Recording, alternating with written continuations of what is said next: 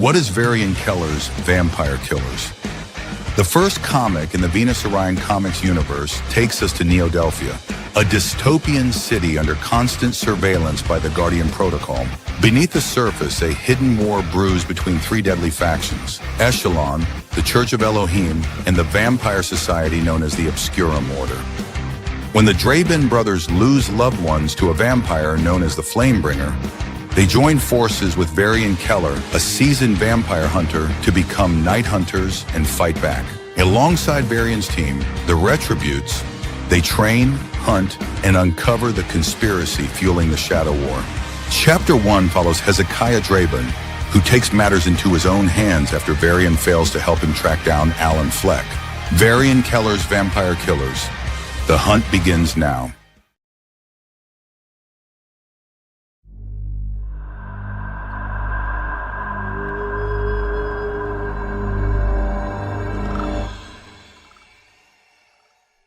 Hey, Wrath. I was able to pinpoint Jasmine Mitchell's location. Remember the pain, and remember... Coming after me. I don't... Are you? What is going on Kid, did here? you forget? The party with your friend should already know that. No fucking way. Hezekiah Draben.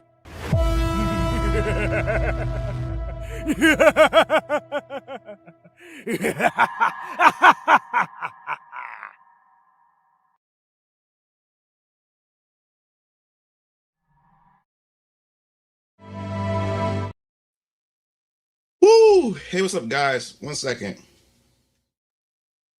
1 second.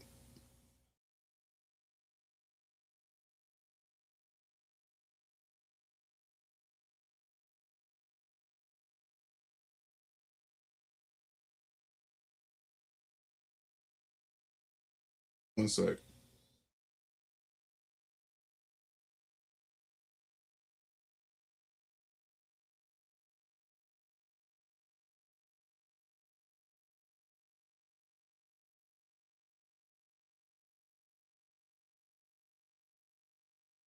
Give me a second, guys. I'm just posting some stuff on my Twitter.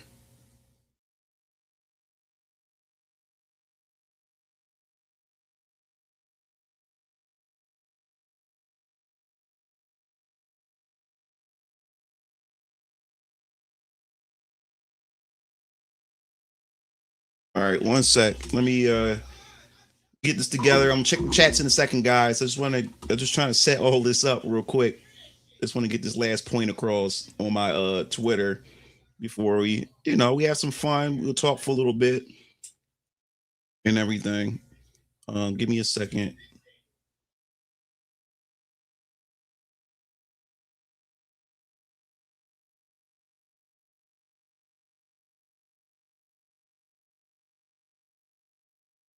One sec.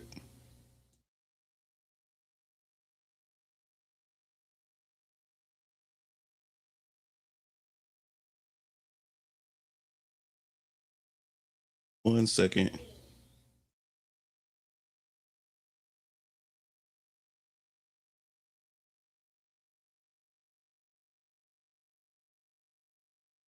To point this out. 1 second.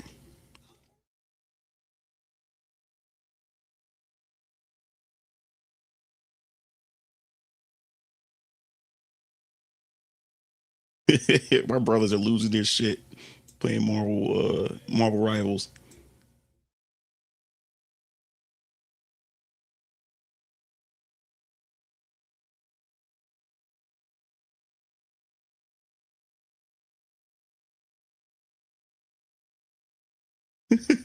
One second, guys.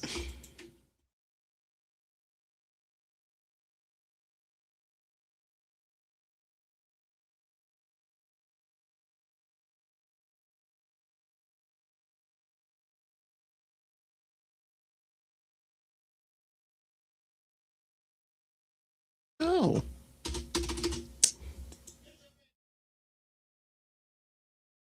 Second.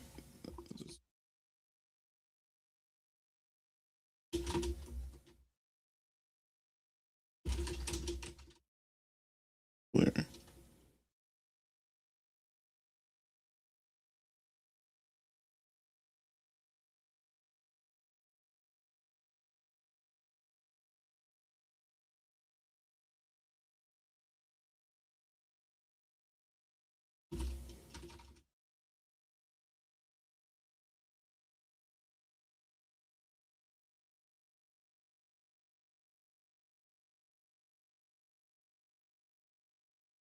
1 sec. If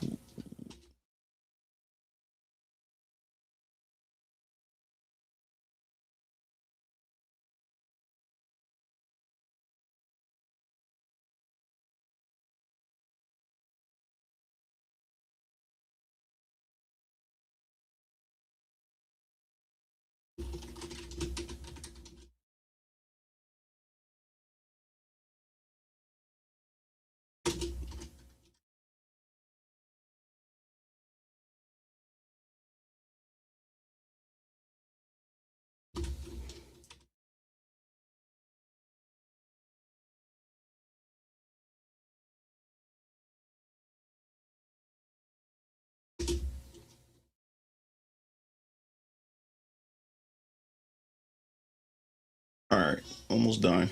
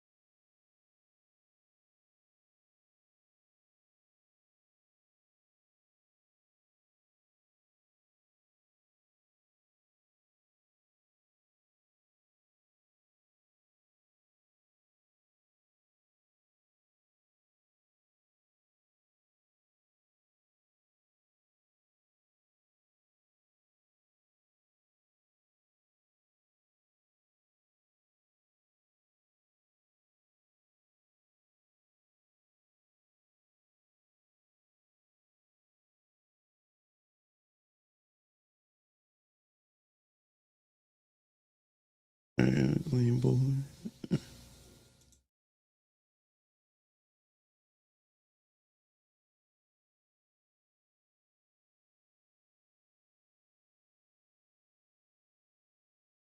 All right.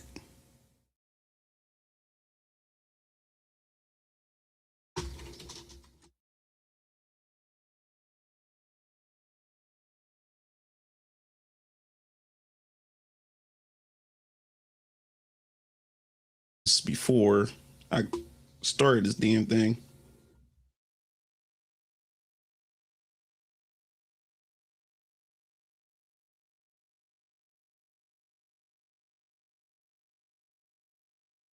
Post.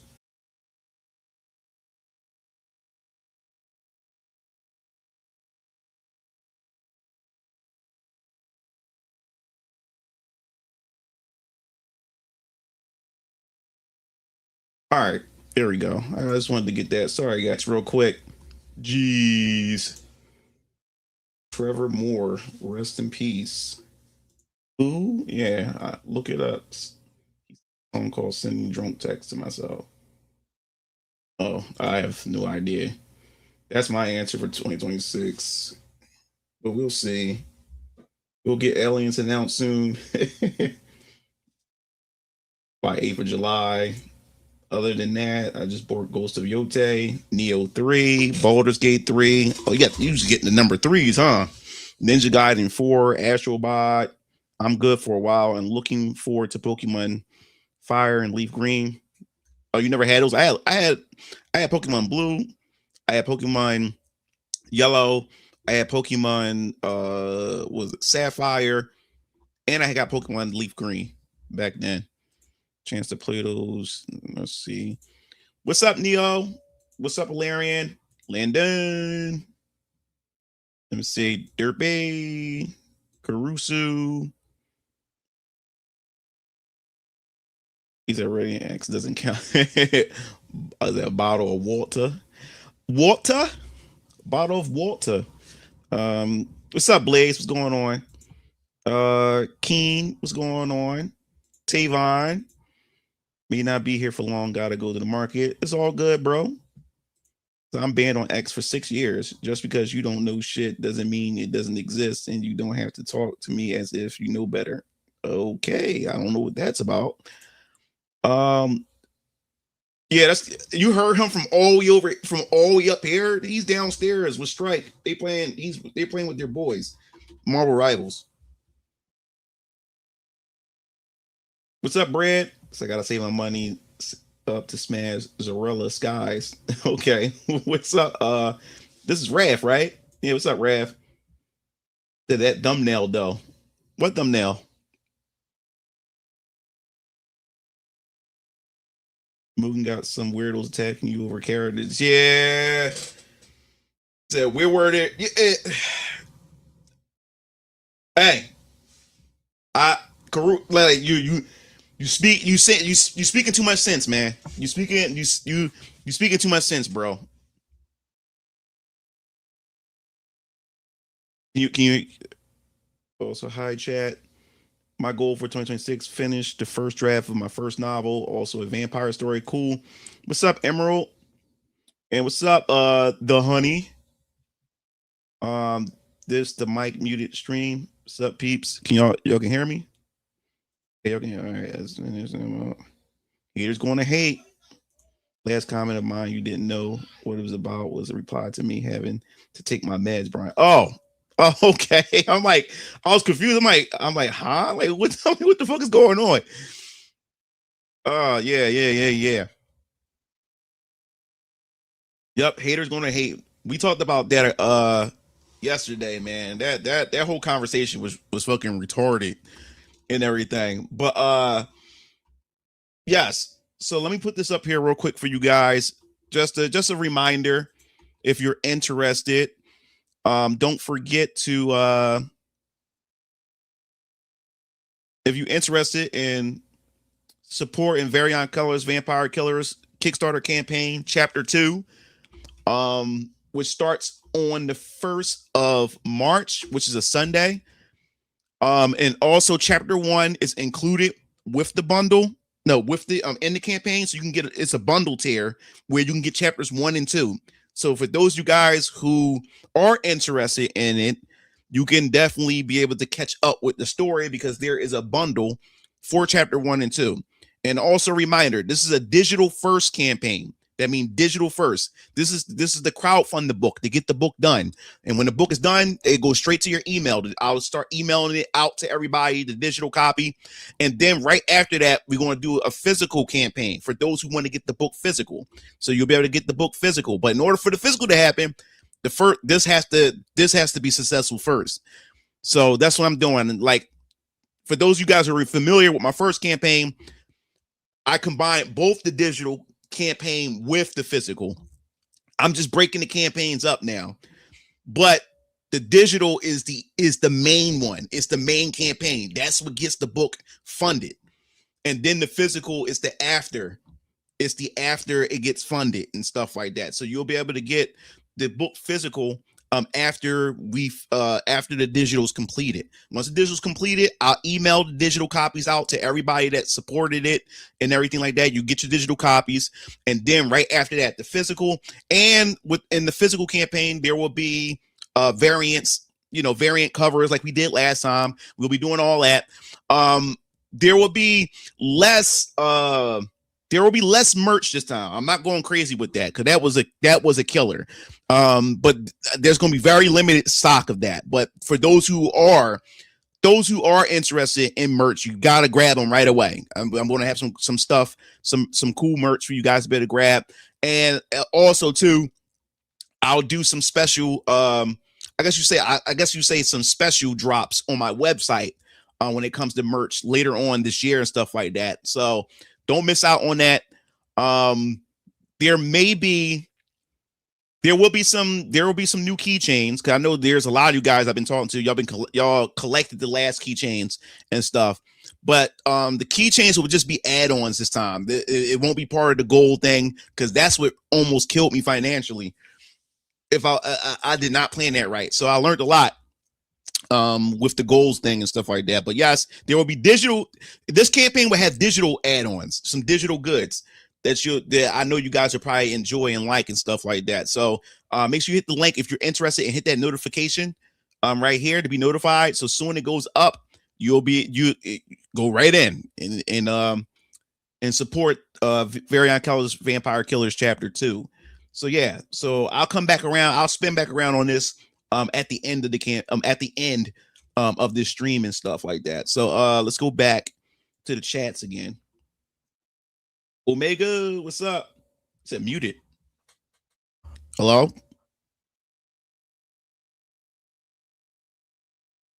Said, will there be variant covers like chapter 1? Can you guys hear me, right? Want to make sure. Yeah, there will be variant covers for the on the physical. There will be variant covers for the physical. Yes, I'm doing it. Oh, you say you hear me? Because somebody said muted. Yeah, Carlos said muted. I'm like, huh? He said, hey, Moog, and hope all is well. Yeah, what's up, Jen? So my goal is to get past the writing phase. I want to start learning Unity for games. Yeah, man, y'all go in, man. This year, 2026, and this is your homework assignment, guys.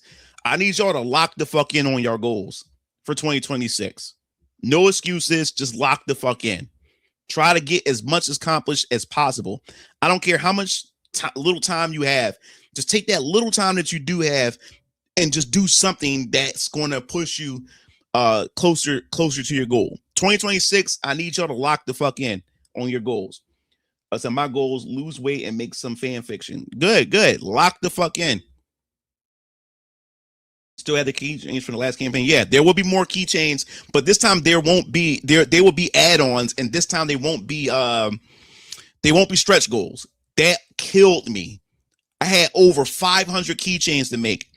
And since there were stretch goals, they were free. Like it wasn't part of you guys. Like I had to pay it out my pocket, and it almost killed me. And it stressed my brothers out because it was 500, and you got to understand the process they have to do because we do everything in house. And first we was going to outsource, but outsourcing it cost even more money, so we had to do it in house. So I'm going to just keep the keychains as add-ons and keep it limited. It's going to be very limited. So once they run out, that's it for the keychains. Because I'm not trying to kill my brothers like last time with the keychains. So I'm probably going to do like 32 keychains of different characters and stuff like that. Like I'm gonna split them up and it's going to total to like 32 keychains, and each character will get a certain amount that adds up to 32. So once those keychains are gone, they're gone. You know, so yes, the physical campaign is going to have variant covers. The digital only have the one cover or whatever, but the digital only had the one cover, but the physical is going to have the multiple covers like we had last time. So yes, that's for the physical, and of course the physical will also be the digital will also be packaged with the physical as well. So the physical variants will have their digital cover and stuff like that, like we did last time for you guys. Let's see, Beastman. Yes, it sounds like a good goal. I'm trying to get in shape myself and try. Yeah, like the best part, you have to respect your body. You have to take care of your body, because looking at your body tells a lot about who you are and how you think of yourself. If you don't take care of your body, it says a lot about your discipline. It says a whole lot about your discipline that you have, that you are a person that can't discipline yourself enough to not get instant gratification. So you have to discipline yourself. You don't understand how much it boosts your self-esteem, how much it motivates you when you look in the mirror and you look at how good you look. And then you also, when you walking down the street, everybody looks at you. Guys, girls, it's not even a gay way. People would notice it because your vibration. People can feel your vibration based on how you treat your body and because you're going to walk a certain way. You're going to carry yourself a certain way. Your image demands a certain type of respect and stuff like that. And people can feel that shit. Those are better. I said, oh, damn, better days for me. I've been trying to get out of my head and write a web novel. Yeah, man, you gotta. This is the thing about this, and what I'm saying to you guys is also I'm saying it to myself, because I get moments like this. You gotta stop overthinking shit. You gotta stop overthinking shit. The best time to do something is to do it now. There's no such thing as the perfect time, the perfect moment. Because if you always waiting for the perfect time, you always waiting for the perfect moment, then you ain't gonna never do anything. Because you always gonna say to yourself, this is not the right time. One more thing I need to do. Just one more thing. And before you know it, a week go by, 2 weeks go by, then it's a month, then it's 6 months, then it's a year, then it's 2 years, then it's 5 years. And you did nothing because you're waiting for the right moment.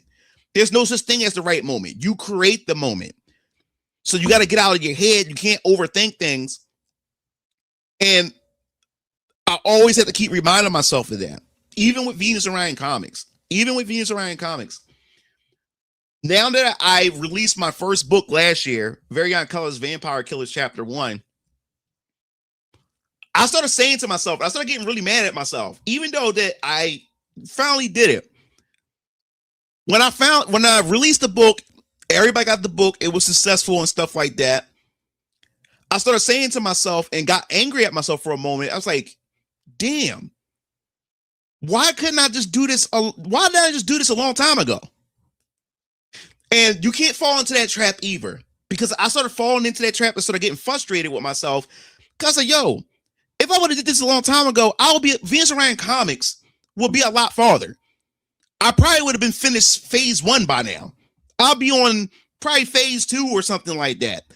If I would have just did it a long time ago, but I just kept waiting for that right moment. And I kept putting doubts on myself, you know? 1 second. I want to read these comments again. Yeah, meds prescribed to me. Well, it's your mind and flex how your body is. Thanks to last year of working out and trying to gain weight, I developed some abs and muscle for a skinny guy. That's good, man. Anyway, just do intermittent fasting, man. Losing weight is easy and eat food not dense in calories. Planks are good for abs. Yeah, Kami know he's talking about. Neji, what's up, man? Better job and better mental health state. I'm doing good, man. It's been a long time, man. What's up, Ruin? I was waiting for a tool named Chat Dev. It's out now. Well, how to? Okay, good. Man, I have those moments. I get a ton of regrets. Yeah. So I start getting frustrated with myself, and you can't do that because then you put yourself in another trap. I started getting mad at myself that I didn't release this earlier. I didn't make that decision earlier. And I'm like, why am I doing that to myself? I did it now. So why I'm harping on something that doesn't even matter right now? Venus Orion Comics is here. Yeah, too bad it didn't start years ago, but it happens. It happened now. So you can't get into that trap too. You cannot get into that trap. And as I said before, if you're trying to be a creator, a content creator, or you're trying to create your own music, your own movies, whatever you're trying to do, can stop overthinking shit. And you can't have in your head, what if people don't like what I created? That's not up that's not up for you to decide. It's not up for you to beat yourself over the head. Just put it out there. Put it out there. And the best thing to do is when you put it out there, you get better. You start tweaking as you start getting feedback. But if you're sitting there in the background trying to cook and mold something, trying to make it super perfect, and you got to understand, we are the biggest critics of ourselves. So if you're always sitting in the back saying like it's not perfect enough, then you're never going to release anything. And what people do like, especially when you're not backed by a corporation, you're indie and you're independent and stuff like that. The best thing about it is people love the underdog. People love the humble beginnings. People love to see how you started and watch you evolve. And people have this thing that, like, people feel good about this, about knowing that person. Say, I watched him from the very beginning. I supported him from the very beginning. I supported her from the very beginning. I watched him and her where they started and where they at now. And people feel proud of that or whatever like that, and watch these people become who they are and everything. People are coming. It's like they're coming along for the ride. They're watching that person's character development. So stop worrying about trying to make your shit perfect, because in your mind, it's never going to be perfect to you. Let the audience determine that. Let the audience give feedback. And you just keep honing, keep working on your craft, and people will see your progress. Fact is, it put into action matters the most. Yeah, you have to do. You can't just talk the shit. You have to do it. Action speaks louder than words. I'm going to eat. Be right back. Okay, Landon. I said I feel that there's some things I've learned or actions that I take where I could have done this sooner. Yeah, but do not fall into that trap though, because I started getting frustrated with myself because I didn't do it sooner. Like that's stupid. I did it. It's here. Like Venus Orion Comics is here. While I'm getting upset and getting frustrated over the fact that I didn't do Venus Orion Comics sooner, you know. So that's a problem that I'm making for myself, and you shouldn't do that to yourself either. You know what I'm saying? You said doing my videos and more subscribers on my channel. Cool. Yep. That's how it is. And then you said work. I'm about to get me some land. Cool, man. Yeah, man. So that's just how it is. And you have to just go through it. You have to work through it, man. That's what you have to do. And I always say this too, man. You have to surround yourself. If you're a person like to be around people and stuff like that, you need to be around positive people who's going to energize you and motivate you. You can't be around dream killers, man. Those people you gotta keep at a distance. Because when I say at a distance, because some of those people can happen to be your family sometimes. It happens to be your friends at times, or it can happen to be your girlfriend or whoever. You know what I'm saying? So you have to keep those people at a distance. Whatever like that. Me, I would just cut them off. But you got to keep negative people at a distance, especially if they're your loved ones and stuff.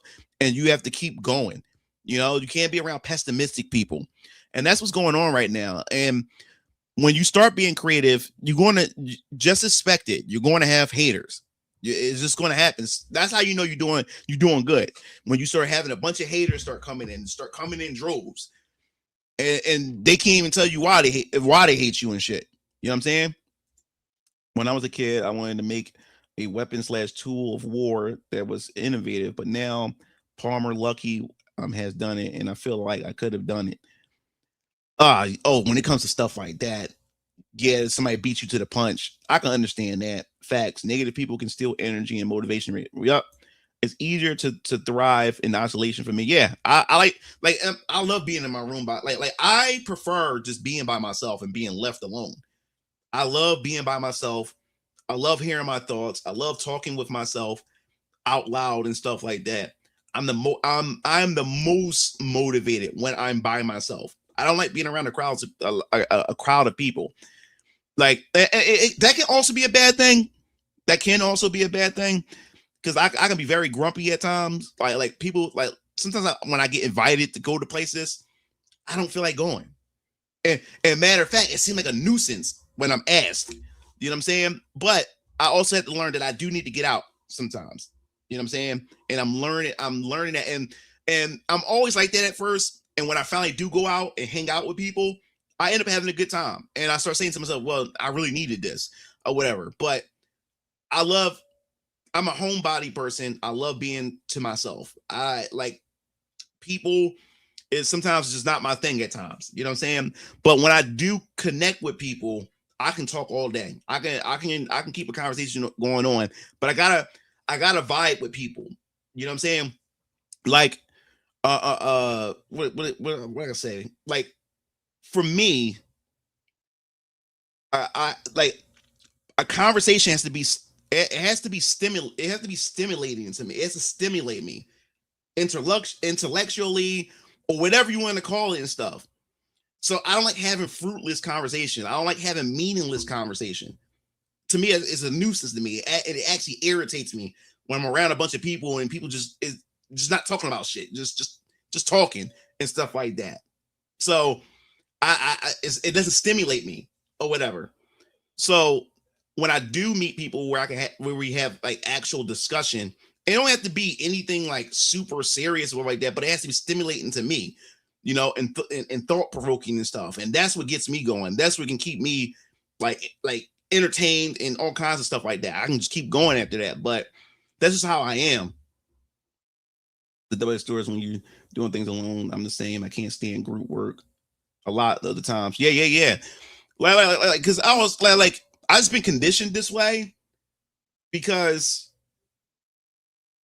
I would rather rely on myself than to rely on others. If you know what I'm saying, like if that makes sense, because I've been let down so many times in my life with people or whatever like that I much rather just do it myself. You know what I'm saying? I'd much rather do it myself. And if things are going to fall apart and fail, I wanted to fail because I failed, not because I don't want to fail because some other person failed us, because I had to rely on somebody else. You know what I'm saying? Or we had to work together and this person calls me to fail. You know what I'm saying? So I much rather just stay to myself, handle things on my own and stuff like that. It was something that my artist was telling me. Me and my artist was having a conversation about something. Won't get into the details and stuff, but she wanted to help me with something. She wanted to help me with something, and I told her, I was like, "Look, that's nice and all, but I can do this myself." You know what I'm saying? And I'm fine. I'm fine and stuff. And she just kept pouring on, like, "No, like, let me help. And I was like, "No, I'm good." Oh, well, like that. And that's when she said to me, like, it's like how how can you walk around and get mad when you say that when you need people at a certain time and those people aren't there for you, or people let you down? But I'm pretty much can guarantee that you probably did have help at some point in your life, and you just didn't take it because of the mentality you have right now and stuff like that. If someone is willing to help you or like that, take the help and stuff. And she woke me up on it. So I took her up on that. I took her up on that advice and I allowed her to help me with what I need help with or whatever like that. And she was right. She was right. And because I have trust issues when it comes to people, at times and stuff like that. So I'd rather just burden everything on myself or whatever like that, Let me see. Scene. And especially after my recent video, because as successful as it currently is, I'm much more confident I can reach my goal, even go far. Yep. Code is right. Few close friends, but really close with my family, myself. Family never gives me shit because they know I'm right. They not 100% of the time. I'm a reclusive person. I'm used to it. So I'm the same way. Same. So I read online that when peace and quiet helps someone become more creative and fully charged. Yep. Do you feel like someone beat you to the punch when it comes to what you do, like Rippaverse, or if someone does Venus Orion comics before you do? Well, I mean, I like this question, Talcum. Venus Orion Comics is Venus Orion Comics. As a creative, everybody have their own creation or whatever. So no one can be Venus Orion Comics. They can only be what they created and stuff like that. But as far as the Rippaverse is concerned, I was actually super excited when I heard Eric. When I heard Eric was coming out with his comic book company, because I already did the LLC for Venus Orion Comics. My goal was to surprise you guys. I was going to just shadow drop Venus Orion Comics on you guys at one point, and then when Eric announced his or whatever like that, and released his before I did, I was actually excited because I said, wow, he's doing the same thing I'm doing. Now I get to see how it plays out. If you get what I'm saying, I get to study it, learn what to do, what not to do, and stuff like that. So I was more happy more than anything or whatever. So when it came to that, but as far as an idea is concerned for like a character, yeah, there's like in comics or video games, or a concept from a video game or a character from an anime or a manga, they'll come up with something and I'm like, damn, that's the exact idea I fucking had and shit like that. So yeah, I do get in situations like that. And this is before Venus Orion Comics, where I have characters in mind, and then an anime will come out or a video game will come out that have that exact same concept that I already had. Like, shit, You know what I'm saying? I think that's another thing that really pushed me even more and stuff like that. Now, the hard part about it is, I think that the frustrating part about it is when you start when I start coming out with this stuff, then you're gonna have people say, "Hey, that reminds me, that reminds me of such and such, or are you copying this person and stuff?" And I'm like, and then I, that becomes frustrating because no, I these concepts has been cooking behind the scenes, for a very long time. I just needed to build the money up in order to be able to get this stuff to the level it needs to be so I can be able to release this stuff. So I guess you can, in that sense. I noticed that after I lost my mom, I became more glass half full type of guy. My mom seemed to be more of an influence in multiple ways. I became less angry over the years and consuming less culture war content. Yo, what's up, PWX? I need constant stimulation. I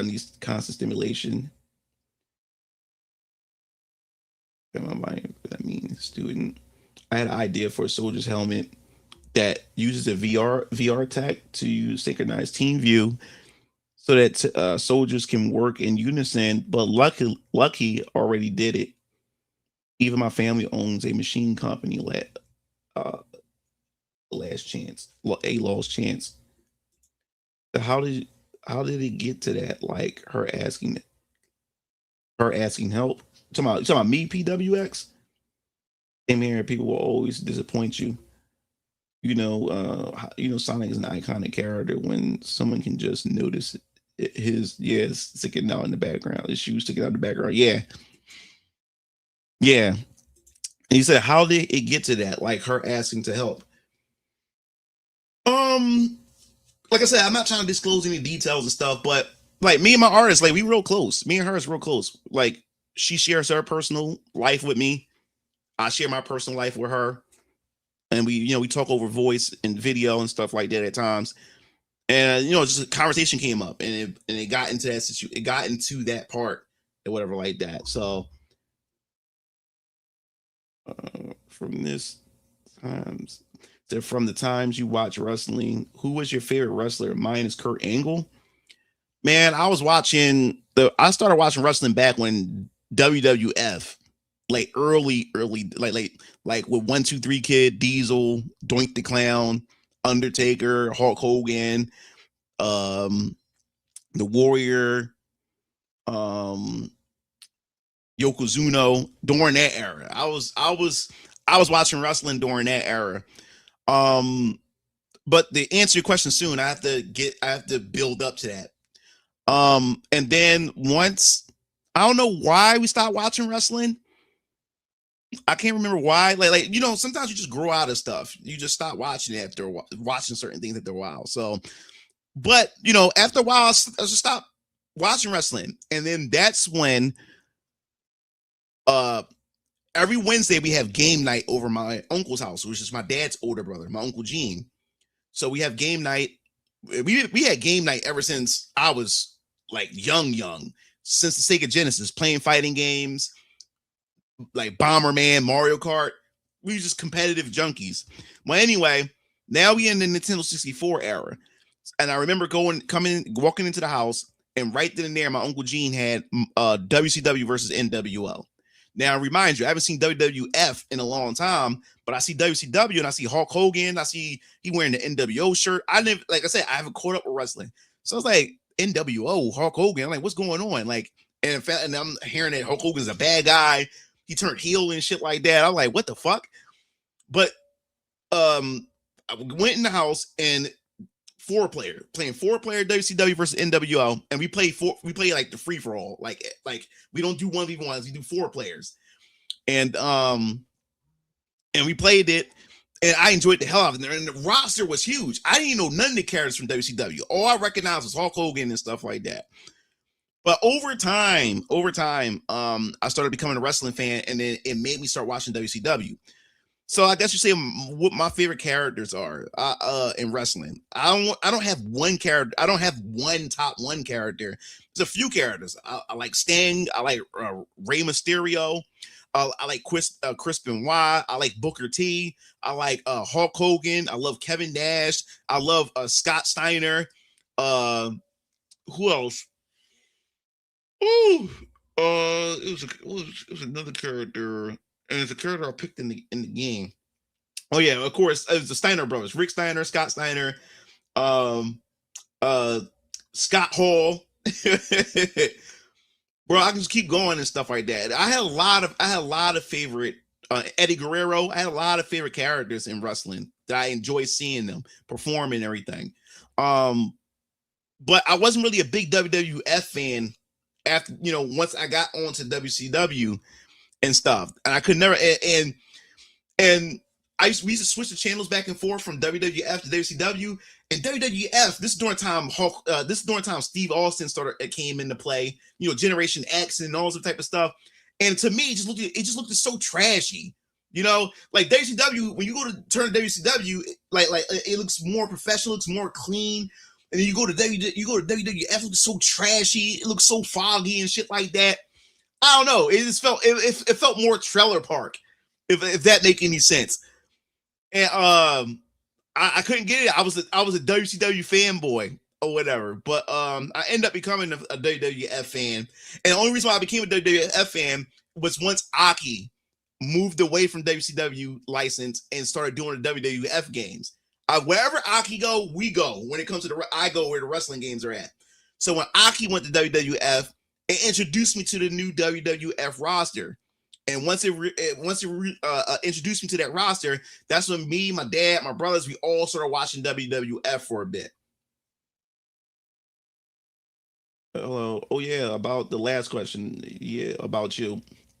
Because it's all fake. Kurt Angle. Does your artist have any paneling style we haven't seen? That's a good question. Chapter 2. You want to see some? Chapter 2. I will say that she did her panel work in chapter 2. It's really good. It's really good. And my relationship with my artist, I don't give her directions of how to draw my book as far as panels are concerned. I trust her that much. I leave it to her. She's the artist. I'm the writer. Unless there's a specific scene that I want it to be a certain way, then I'll say, hey. And I've never done it though. But if I ever get into a scenario like that, then I would tell her, say, hey, Jess, I'm gonna need you. I would like to have this scene like this, or whatever like that. But I typically leave it to her. Like I would write my script, what I want to happen in the panel and stuff like that. But I leave it to her to reflect what I've written in the script and stuff like that. So however way she does it or whatever like that, I just let her do it. And I was never disappointed. And like I said, like chapter 1 was only 28 pages of story, so you never really had a chance to really see her shine.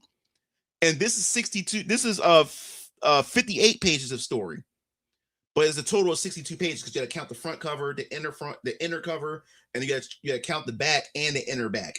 That's how you get those numbers of pages. But the actual story is only 58 pages of story. But once you combine the front, back, and the inners and stuff, it comes to 62 pages. But this book,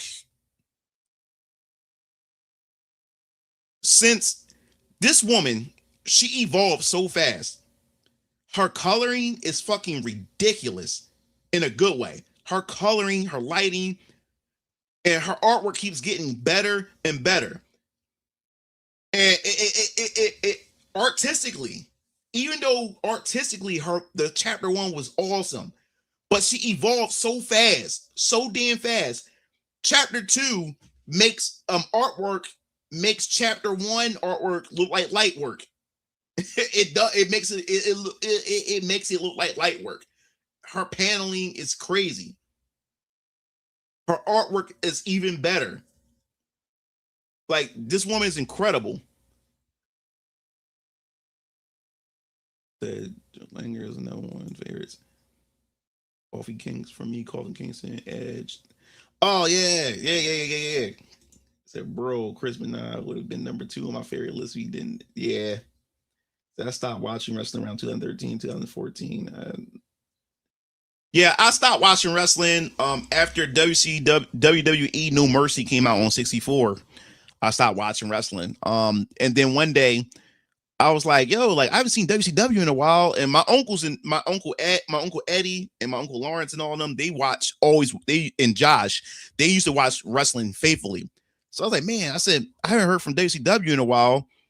And Josh was like, you haven't heard? I said, heard what? WCW and ECW is on WWF. I'm like, what are you talking about?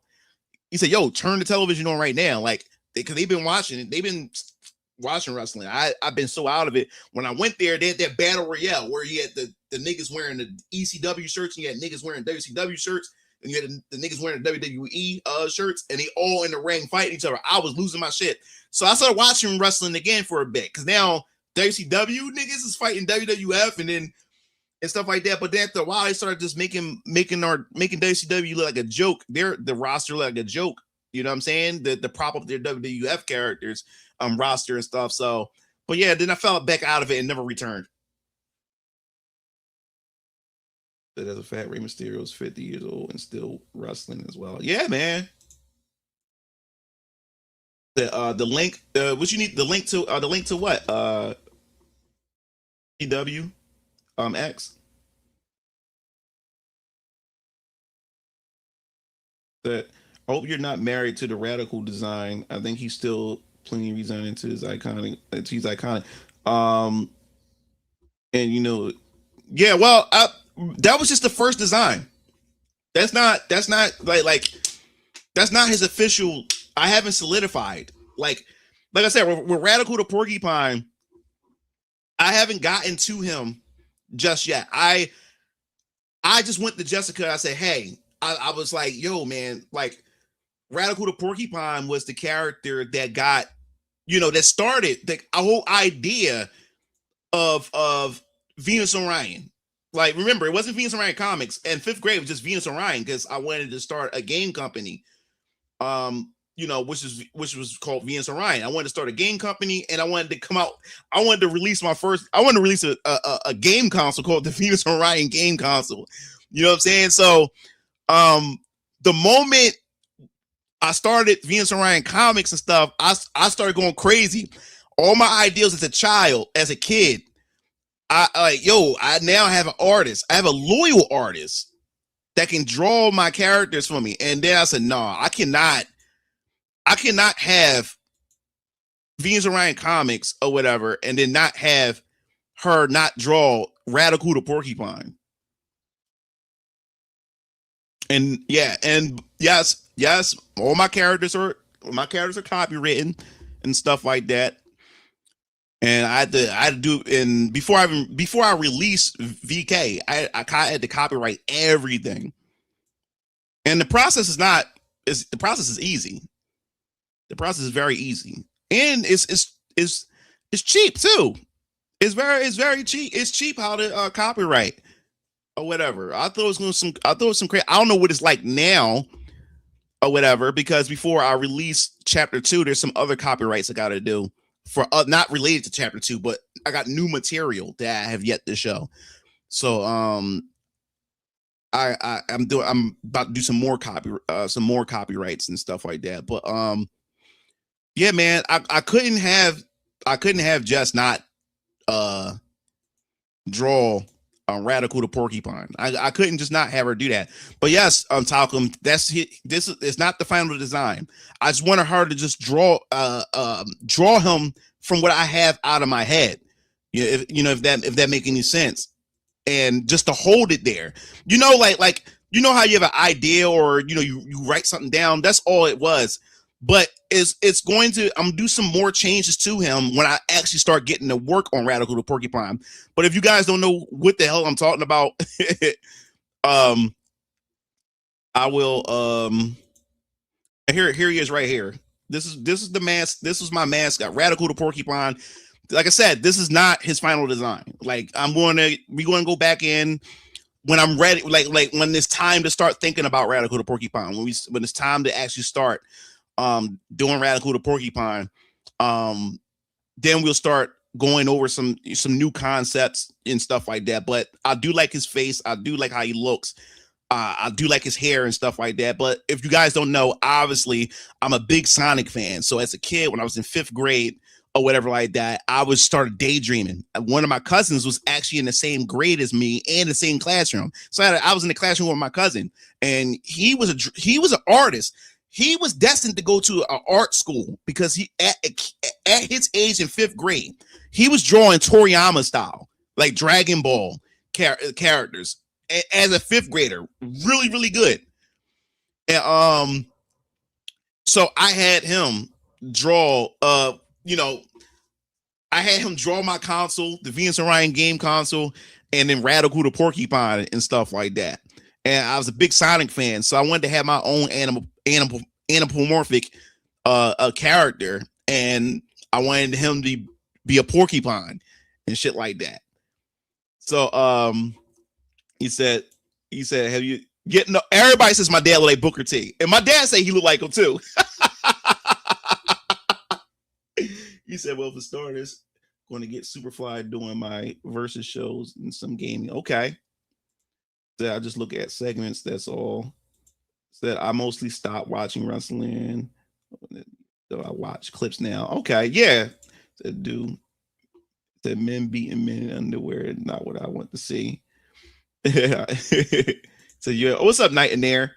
Speaking of missing opportunities, pointed, difficult or rather uncomfortable to sit down and make a video like I've been trying to make Vampire Killers reviews for a while now. Oh, what are you struggling with? Like, all right, let me put it this way. Yes, it is uncomfortable when you first start. Like this is advice for you guys. This is advice for you guys who may want to do reviews or you want to be a content creator and stuff. You have to get used to seeing yourself or hearing yourself. What you need to start doing before you start uploading content and stuff like that, you need to actually turn your webcam on and just start talking in it. Or if you have any ideas, and just keep playing it back. Don't criticize yourself. Don't overthink it. Just do it. Because when I first started, you thought I had confidence coming out? Man, I was like so embarrassed. But I kept uploading. I would cringe every time I watched myself, but it didn't stop me. I would put it up, and I'm like, oh my god! I go back and look at my old videos.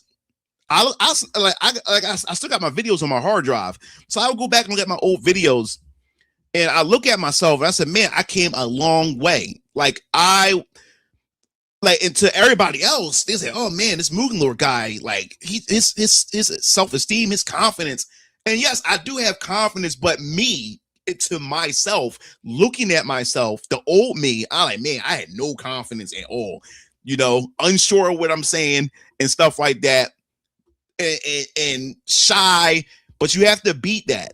You have to. You're never going to be able to do anything if you constantly beating yourself up or feel uncomfortable. Yes, you gotta, in order for you to improve, you have to experience the uncomfortable situations in order for you to be able to boost yourself. You have to put yourself in uncomfortable positions, like in this sense, not like dumb shit, but I'm talking about in this sense, as far as being creative. You have to put yourself in these uncomfortable positions in order for you to get used to it and learn how to navigate through that uncomfortableness, if that makes sense to you. But I feel so uncomfortable sitting here talking into the mic. I hate the sound of my own voice. Trust me, I hate the sound of my voice too. Like right now, when hearing yourself talk is one thing, but then you're playing back your voice, and he's like, "Oh my god, I sound like that." But no, you have to. No, please, Ruin, don't do that to yourself. You gotta truck through it. You gotta truck through it, bro. You gotta truck through it, man. Because it's not up for you to decide that. It's up for your audience. Let your audience. You'll be surprised how much your audience don't give a fuck about the things that you're so conscious about. You don't understand. You don't understand how much of a fuck they don't give. And once I started making content, no one is talking about my voice. No one is even talking about how I look. People care about the content you're saying, that you're talking about, that they resonate with it. And most of all, you have to understand what makes YouTube unique. Well, it used to be unique. What made YouTube unique was the everyday average person is the star. So people are able to resonate with people like people like us. So you don't ever feel ashamed, don't ever feel embarrassed, because people want to see people that look like them. I'm not talking about skin color, but I'm just talking about the generation that you're in. You know what I'm saying? If that makes sense to you. Like if you're autistic or if you're this, you're that, people like to see if you got Tourette's, you know, ADHD or whatever. People resonate with that because they see themselves in you. If that makes any sense. So don't be ashamed of yourself. Don't feel embarrassed to wanting to put yourself out there. People don't give a fuck about that. People's always looking to be able to resonate with somebody. And you don't understand how much your voice or your presence may actually encourage others.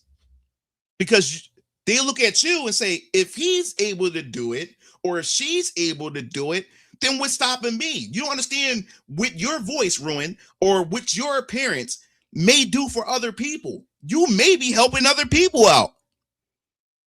But you will never know that unless you actually go out there and try. You know what I'm saying? You don't understand how many messages I always get from people like Mugen Lord. You don't understand, you know, like I had like, you make my day. Like my day is this, my day is that. And I'm dealing with this in my life, and your content makes my day. Like, and looking at how you work and how you pursue things, it gives me hope in my life to do things. And that's why I always feel like, damn, I can't stop doing this stuff. I can't stop getting in front of this camera, because if this can help somebody get the confidence to want to change their life and make something of themselves, you know what I'm saying? Then I got to do this, you know? But yes, Radical the Porcupine said you actually got and went through the process. Yeah, says Toriyama. Yeah, so he looked like Sonic if was serious. Yeah, this definitely ain't my character. But what's his powers? Martial arts and stuff. I didn't come up with anything yet. Like I said, I just needed to draw her to draw. I just needed her to draw him or whatever like that. That's all I needed. That's all I needed for now. Like, cause because when I start my game studio, Radical the Porcupine is going to probably be my first game for Venus Orion Games. So I'm not at that point yet. So that's why I just needed an image of what I would like for him to look. And then when we actually get into the process of actually creating a game or putting together a game studio, then I'll start coming up just and stuff like that, concepts, and I'll have other artists and stuff like that. Then we'll start shooting ideas and stuff like that to actually get a final official look for Radical the Porcupine. But it was just something for now or whatever. But yes, I plan my first 3 games for Venus Orion Comics will be Radical the Porcupine. Then I have my own RPG series called Galenia. That's my Final Fantasy series. It's an anthology. So every Galenia game will be a different story, different world, different set of characters and stuff like that. And then the 3rd game will either be a fighting game, and it's not Venus Orion comic characters. It's just original IP with original characters. Of original characters. And then I had some anime in mind as well, like original characters that's for anime that's originated from an anime and stuff like that. So I got a whole lot of shit lined up. But interesting, Sonic inspired. Yeah. So I have a podcast and I'm working on fixing my addiction and going live later. Cool. I'm also working and pitching a comic to a company. Oh, cool. It's either Big Man Comics or God Hand Comics. Okay. I feel weird. My voice sounds emotionless, especially since I realize how hanging out with people and recordings that I code switch subconsciously, and I tried to make my voice not sound as deep. Oh man, like I said, you have to be more confident in yourself, but do it. Like, listen to yourself. Do not hold back, man. I'm telling you, man.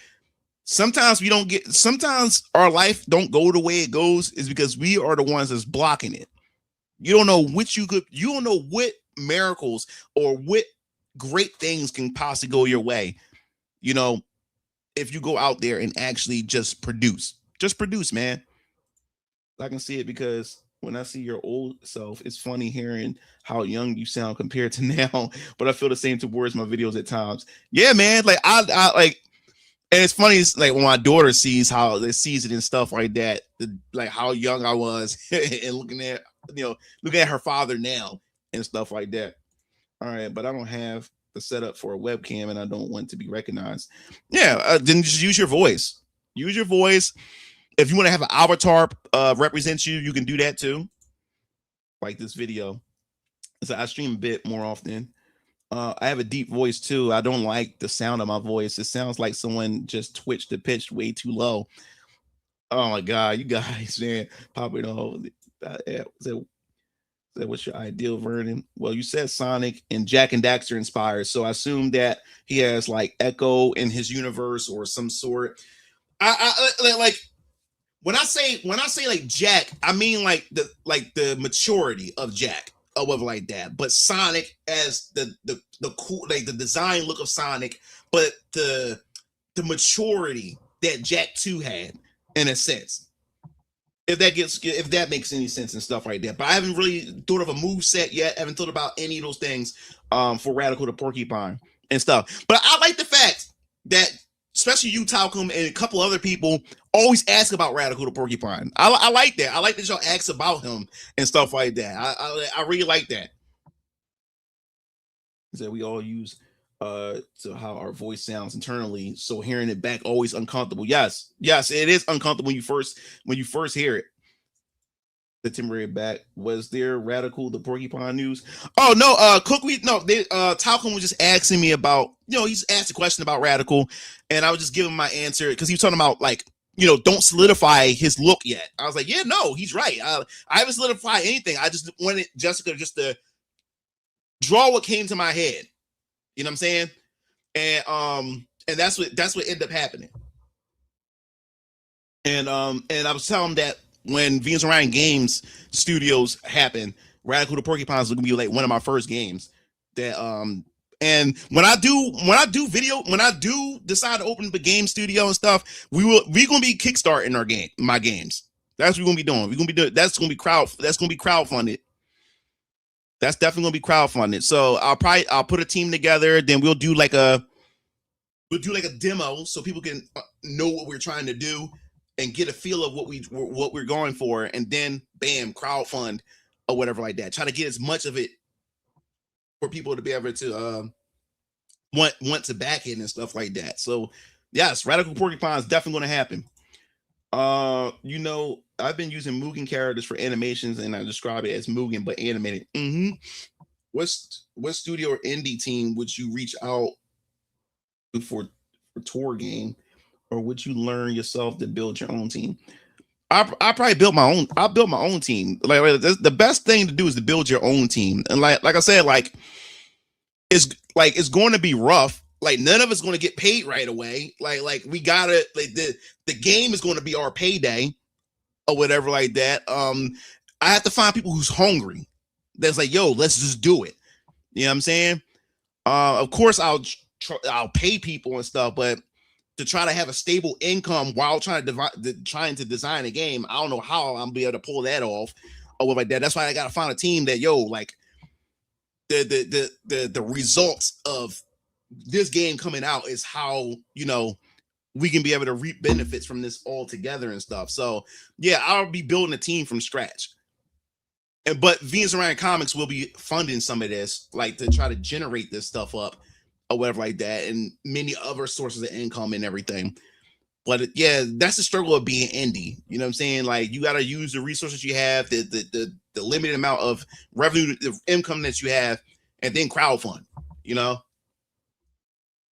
That was like Venus Orion Sonic OC. Yeah, well, he's the mascot for Venus Orion Games. Radical the Porcupine. He's the mascot for Venus Orion Games. And then Venus Orion Comics got mascots. And then eventually when I do like my Venus Orion animation studios, then that's going to have a mascot. And then yeah, so yeah, that's about right. Yeah. Kind of funny how you always pop up whenever I'm feeling extremely demotivated about everything in my life. So would you put some of your games on Steam? Yeah. I'll put my game if we're able to put that shit on multiple platforms, hell yeah. Yeah, it's gonna be on my game will be on Steam. So I think he should be able to fire off his quills. No, that sounds like a good idea. That definitely does. But yeah, that's Radical to Porcupine for you guys, man. Like, I'm glad to see you guys actually like ask about him. You understand what that does? What that does? You know what I'm saying? Like that there is some interest in something. I mean, everything that I make at like it's like video games. It's like comics. Not everything's going to interest everybody, but when you make enough content or make enough IPs, there's bound to be somebody that you're going to resonate with. And that's the awesome part about all this. And that's why I can't wait to we get to the rest of these comic book series of a phase 1 of Venus Orion Comics. He was going to have Jack like echo powers. No, I never mentioned any powers. When I said Jack, I mean like the tone of Jack 2 or whatever like that. I haven't came up with any powers yet. Like I haven't thought of any powers yet. I just wanted to have him out there. Like I wanted Jessica to pull him from my brain and just have him on the paper.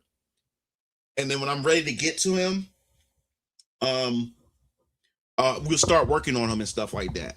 So nothing is solidified yet. Nothing is locked in as far as his abilities and everything like that. I haven't thought that far ahead yet.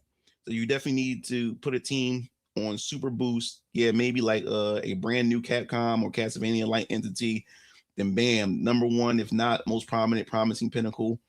So Destiny. That's the beauty. Be passionate. Yo, what's up, John Smith? What's going on? There's something for everyone. To some markets, they need to have deeper than others, but there's always something for everyone. I have a question. How do you even find inspiration for your writing? I'm trying to get back into it. Yeah, I'm drawing blanks every time. I did my first guide on what I do. On what I do in order to come up with things. And let me see something real quick. To try to help you guys out. I'm gonna try to let me find something for you guys. Let's see if we can do this for a second. Live here. Oh,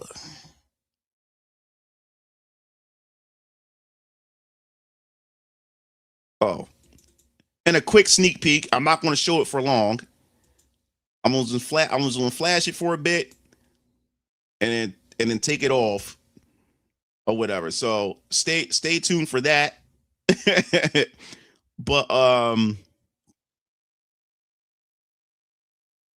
was like, oh, okay, Kami.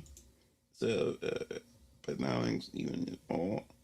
Yeah, so let me go look for this real quick. Let me see something here for you guys. Try to help you guys out. I wonder where did I put it? Did I put it? Was it in my? I'm gonna try to find it for you guys. Hold up.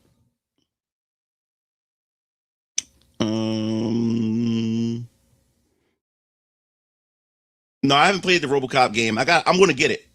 I'm definitely gonna get it.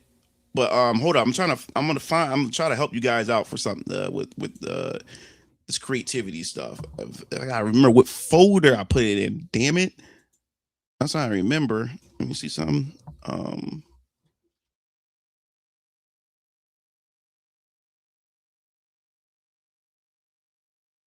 What is it? No, it was social media. Was it social media folder? All right, Patreon. All right. Oh my God, I'm trying to find it. What's it? I remember I gotta remember what it looks like. Was it tutorial? There we go. Found it. All right. So yes, I guess we could do this live.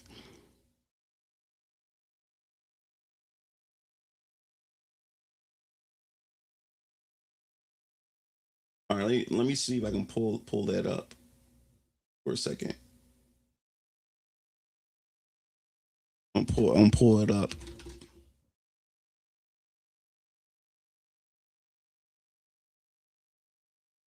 Right here.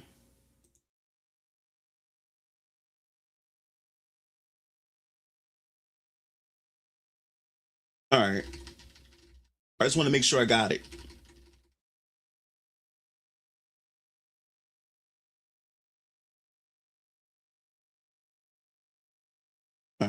All right, cool. So, all right, we good then. All right, so take it all the way back. Let me make sure it's. Oh, of course. Yeah, start here. Then we take it over here. There we go.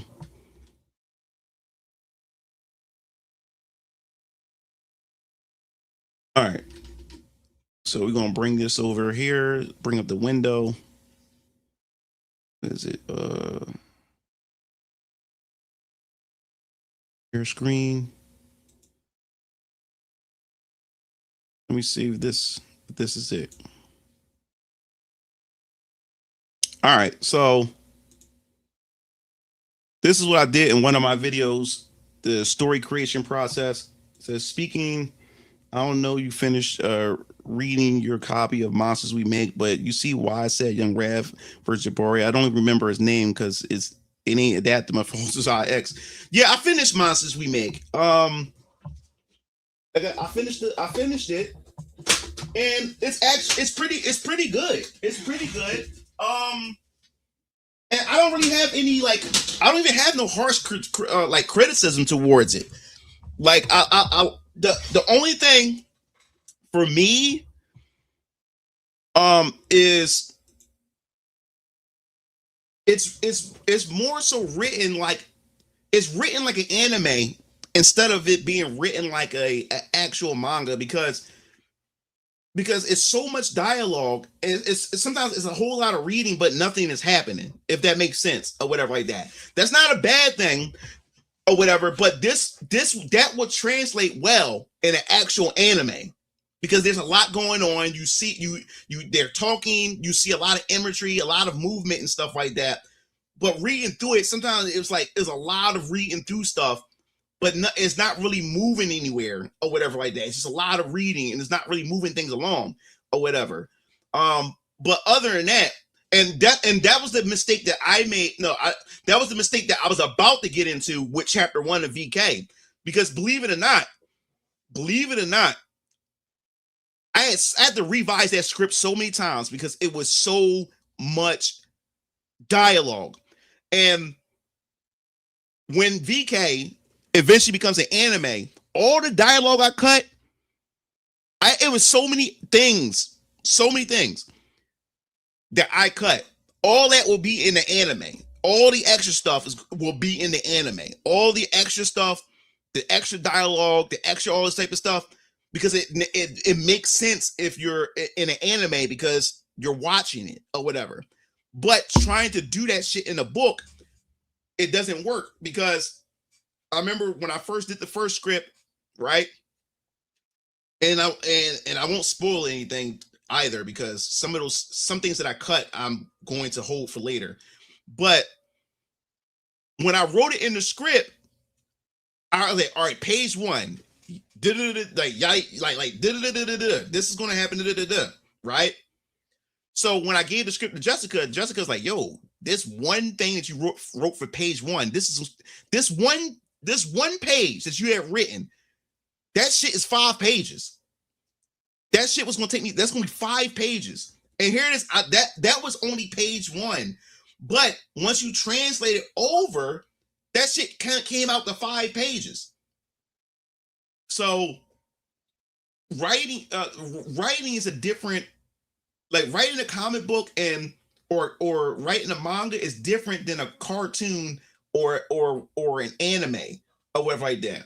So so what you have to do is you have to chop a lot of stuff, and you have to own, because you're doing it by panels. Because remember, your panels are also, because comics are visual, so your panels are telling the story. Your panels put a complement the writer has written.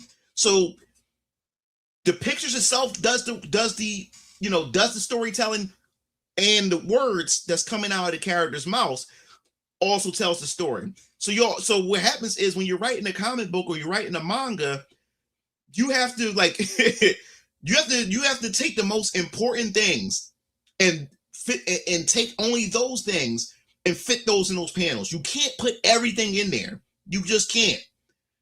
Because then you're gonna have a super dense book of just people of exposition and just people just saying shit.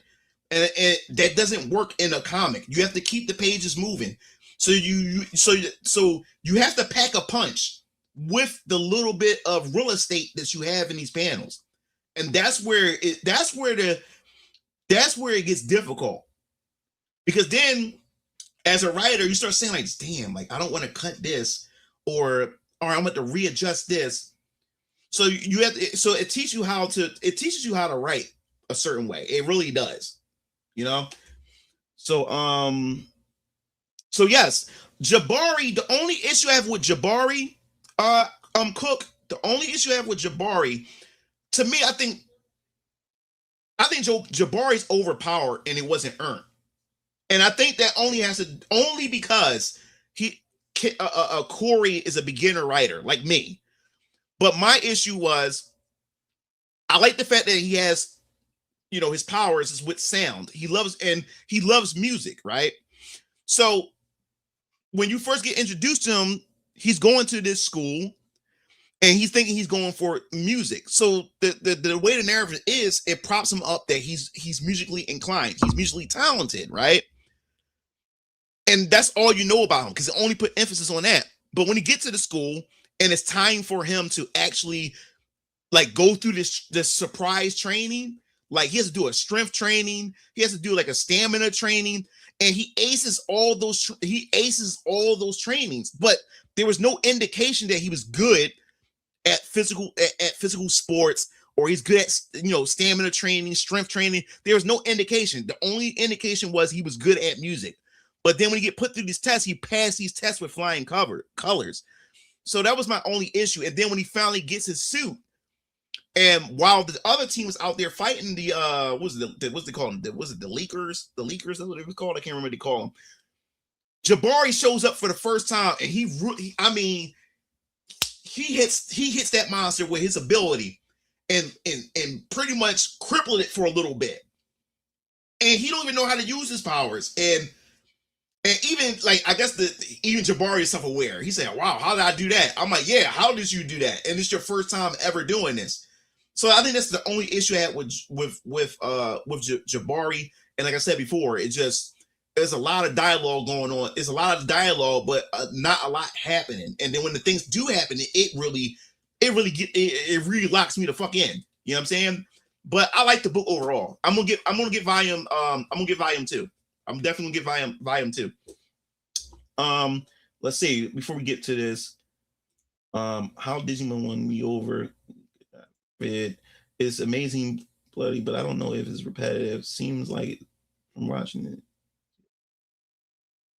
dialogue is good for games. Yeah, that's something I know it's a lot of indie writers do. Info dump before people invest. Yeah, because and I fall into that trap. I tried. That's why I do so many revisions. Even with chapter 2. I had to do a lot of revisions because, like I said, it's hard trying to get that message across within the panels. And then you don't want to. You also got to keep in mind too that this stuff costs money. If you got an artist, you got to pay him or her a certain amount of money per page. So you have to understand that. And I pay Jessica I don't disclose what I pay my artist. I keep it professional. I don't disclose how much I pay her, but she's not cheap. So you also got to understand why. Also, you have to pay attention to what indie comic people are doing too. Some niggas be cutting corners, and that's why sometimes you get choppy stories sometimes too. Because there's some people out there that don't want to pay that artist extra money or whatever like that. Because I said to Jessica, I said, "Listen, Jess. Like for example, I would say, all right, my goal is to have 32 pages, but 28 pages is really 28 pages of story. But I told Jessica, I said, listen, I'm not trying to cut corners, because if your artist will listen, he or she was like, all right, if you want me to squeeze all this, I'll do that. But I told Jess, I was like, listen, but if my script happened to go over 28 pages, then let's do it. I will pay the extra money to get those, because I want my vision, I want my story to make sense. I want it to be fully fleshed out. So I'm not going to cut corners. Or what some people would do is get the artist to because my minimum panels is normally 6 panels. I try to have like we trying to go above that, because the more panels you add on the page, the smaller the panels get, and then you start to lose the detail. Like, as far as that's concerned, because you got so much clutter. So you got some people who want to save money and have their artists put a bunch of fucking panels on one page. And that's when you start seeing shit fuck up. So what's up, Mugula? What's up, Philip?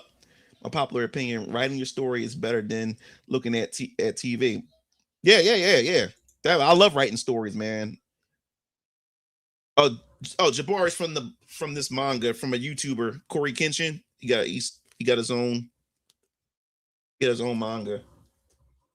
Understand what extra dialogue could ruin a comic mangas / manga spacing, but watch out for greed. Oh yeah, there are greedy artists. There are greedy artists out there. And when you're doing a book, you have to understand, I was blessed. Like I said, God sent Jessica to me, because she's everything in one. That's why she costs money, because she's everything in one. Because she does the roughs, she does the line art, she does the flat art, and then she does the full detail or whatever like that. And she does the lettering. She's a studio in one person. Because traditionally when you do a comic, right, you pay somebody to do like the rough, you pay somebody to do like the line art, and then you pay someone, then you pay a colorer, and then you pay somebody to do the lettering. You know what I'm saying? So you pay each individual person for that job. But Jessica, she does it all. So that's why she costs that's why she costs at the price that she costs, because she does everything. She's everything in one. She's a one-stop shop. That's why we're able to move these pages as fast. That's how we're able to get through these pages. Ariana did it best. All the info was in one moment. Yeah. So the technique, and I'm still learning this myself, the technique is to have, without saying a lot of words. That's why it's a comic. That's why it's a manga. The pictures is also telling the story. So like I said, it's a marriage between the pictures and the words. So I'm learning how to have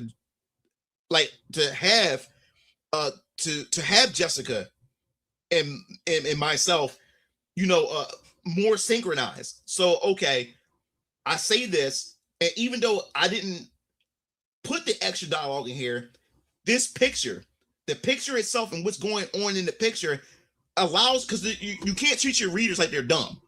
They'll be able to pick up on stuff, and you allow the picture to say the rest. So it's a balance.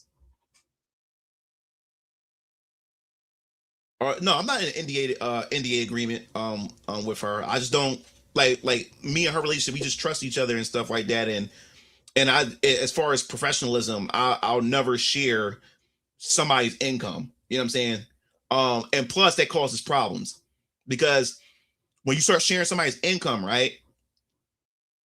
And then say, for instance, I wanted to go to, say, for instance, like I got other books coming, and say, for instance, for some reason I shared what I paid Jessica, but then another artist would come in, they find out about how much I'm paying this person, then they expect to get that same payment, but then your work also has to match that.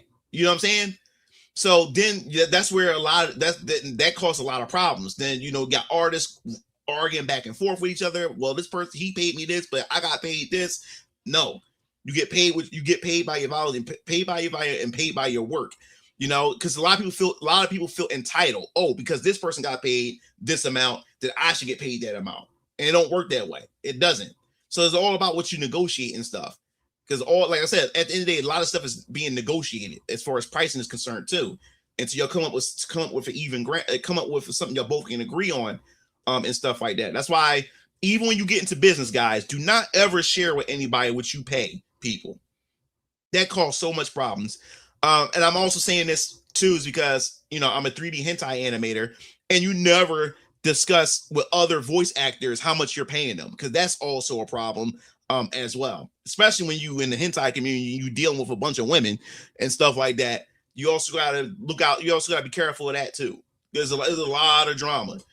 So yeah, you always keep that personal and private. Akira would make the story serious and unserious for a joke. Yes, I'm also written with Clusterfuck of Clutter backlog. So I'm publishing my book this year. I had to pay for the narrator to do my order. That's good, Silent Observer. Greedy artists, when AI is available, people spend their whole lives learning and refining their art skills. So it isn't greedy to charge premium quality. Yeah, but it depends. It depends on what's quality. It really depends. Yes, artists can be greedy. They definitely can. They definitely can be. So you also gotta be careful with that. And you got artists out there that will take advantage of you if you don't know any better.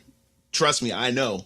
I was about to give up on doing this whole Venus Orion Comics because you don't know how many artists before I met Jessica was burning me out. It was robbing me out of my money. So yeah, you got to be careful. So I'm not take up the stream with this convo, but protagonists like Jabari are a new wave compared to heroes prior to are always not special, get their butt kicked and then triumph in the end. Well, for me, like I said, I got to be able to relate. Like I unless the character whole premise, like One Punch Man, like One Punch Man is a perfect example. He's designed to knock niggas out with one punch, but there's a whole understanding behind it and stuff like that. You know what I'm saying? So I don't like characters that are just good from the start unless it's set up that way. What's that other one? What's that show? Yakamoto, you know, the spy, the guy, the assassin guy who ended up becoming fat, got a wife and stuff like that. He's an automatic, like it sets up that he's a badass. You know what I'm saying? But yeah, he's a badass, but now he has a family. And he's trying to hide from his wife that he's doing the things that he's doing because she threatened to divorce him or something like that. I watched the first couple episodes and enjoyed it so far. So yes, it makes sense that he's OP because the premise set it up.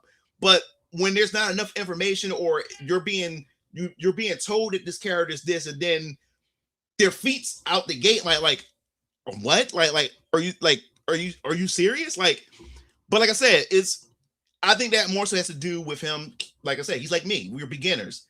So he's gonna get better, like how I will get better over time. So that was like I said, that was my only criticism.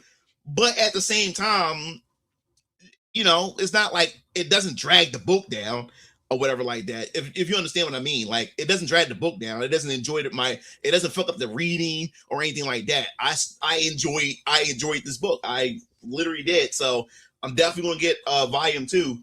When that drop, when I get it next month. So when that drops, yeah, and so I can catch up because I think he's on volume 3 or 4 now. Like Jim Woo, also both are troubled protagonists that start off strong in their books. How Jabari, Gary Stu, and Hezekiah not jogging your noggin. And last question. Oh, reason why Hezekiah is strong or whatever, like why he is the way he is. Well, remember. I set up everything. See, I'm about to spoil. You have to wait to chapter 2. But if you look at the preview page, was it on the trailer? If you look at the trailer on the preview page, Tetlock says to Hezekiah, did any of your memories? Speaking of which, did any of your memory come back? So when you read chapter 2. You're gonna hear it in Hezekiah's dialogue. You'll see in chapter 2. I have explanations for that. There's a reason why he's pretty good at what he's doing. So I made sure to make that make sense in chapter 2. But in that teaser trailer that I did post up, if you pause the page, Techlock asks him about his memory and stuff like that. So there's something is something with that or whatever. Good question, Cook. Good question. I don't like talking about what's in my hand. I'll say none of your business. Where's the line drawn between Picasso and another artist? I don't know. That's a good question. When it comes to green, I can get really red pill. The anime John Wick, Sakamoto Days. Yeah. There's also Michelle from what I've heard. Okay, so One Punch Man is depressing because the anime is horrible and the later seasons is about a guy who's depressed.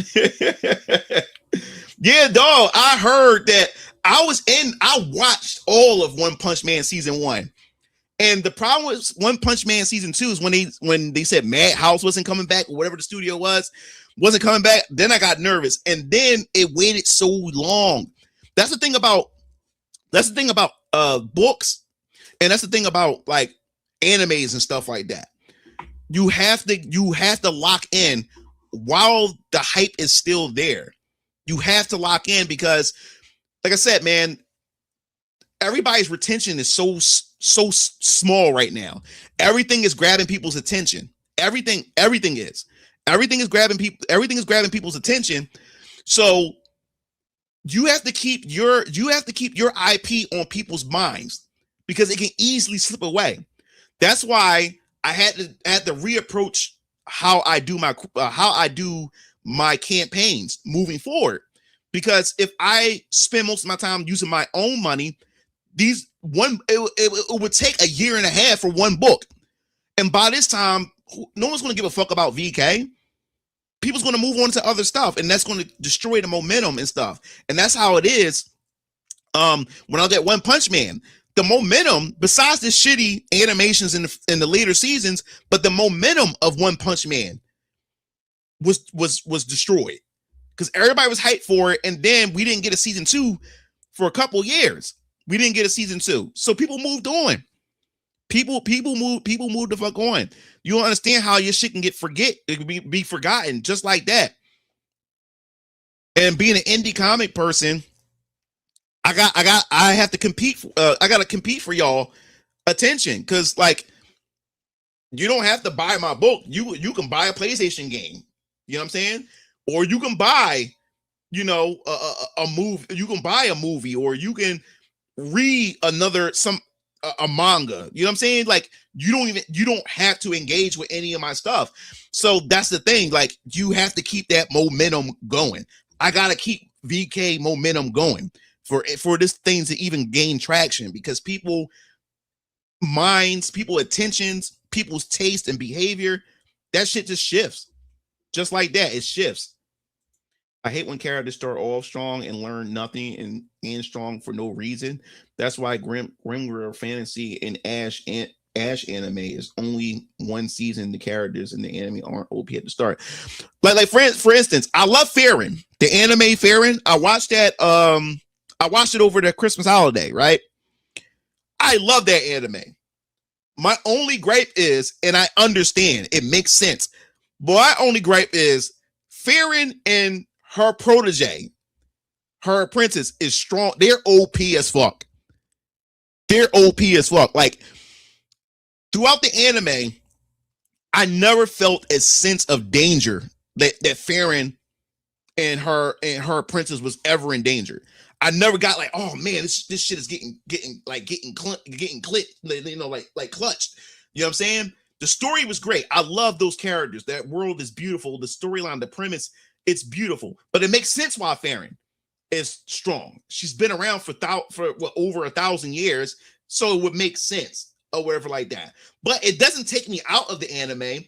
It's that I wish when we do get into that combat, when they do get into the combat and stuff, I do want to feel like I do want to engage in it, but I can't engage in it because I already know that she's going to win. She's going to just body it with no sweat. You know what I'm saying? So that's where I don't get that sense of intensity when we get to the part where the conflict comes in. So do you think the best era to be independent? Do you think the best era to be independent? Yes, we are in the best era because technology, man. We got technology. Technology. There's no excuse why nobody, including you guys, there's no excuse why you can't achieve anything. See, a long time ago, you had to pay a professional a long time ago to do a lot of shit. I mean, you still do today, but you don't have, it's less likely for you to do that now. You can stream and make your own money. You can become your own entrepreneur. Social media may allow it to happen. Streaming platforms allow it to happen. Now you look at Unity, you look at the Unreal 5 and stuff like that. Now you just creating pipelines, just putting shit together. It's getting easier and easier to do this shit. And then now AI is here. You know what I'm saying? Shit is getting easier and easier. So as far as like, there's no reason for people to be a failure at something when there's so many tools available. So if you want to be a comic book creator or a manga creator and stuff like that, or any type of creator, you want to create your own music, want to create your own indie films and stuff. Now, since it's easier to do, it means there's more competition and there's saturation. So yes, you're going to have to work harder to stand out. That's the thing. You have to stand out. Once you stand out of like that, it always going to put you ahead of the rest. It's always, you just got to be the best at what you do. That's the only difference. Yes, it's easier to get into the stuff. It is the best time to get into the stuff. You just got to make sure you're the best at what you do. And it's not about trying to capture the entire world. See, with Venus Orion Comics, I just want a nice size fan base that Venus Orion Comics can sustain itself. It don't have to be a Marvel. As far as I would love for it to be like as big as Marvel or as big as Shonen Jump and stuff like that, but it doesn't have to be. I just want to be able to cultivate a community and a fan base that will allow Venus Orion Comics to sustain itself. That's all. That's all I need. And look at how you got season 3 and 2. It's a dude downplaying that he has two good, well-rounded attention grabbers in phase 1. Dude, I appreciate Cook. Like this dude, I'm just excited that you guys are excited for specific characters, right? Especially animated nowadays, like that Demon Slayer is graphics intense.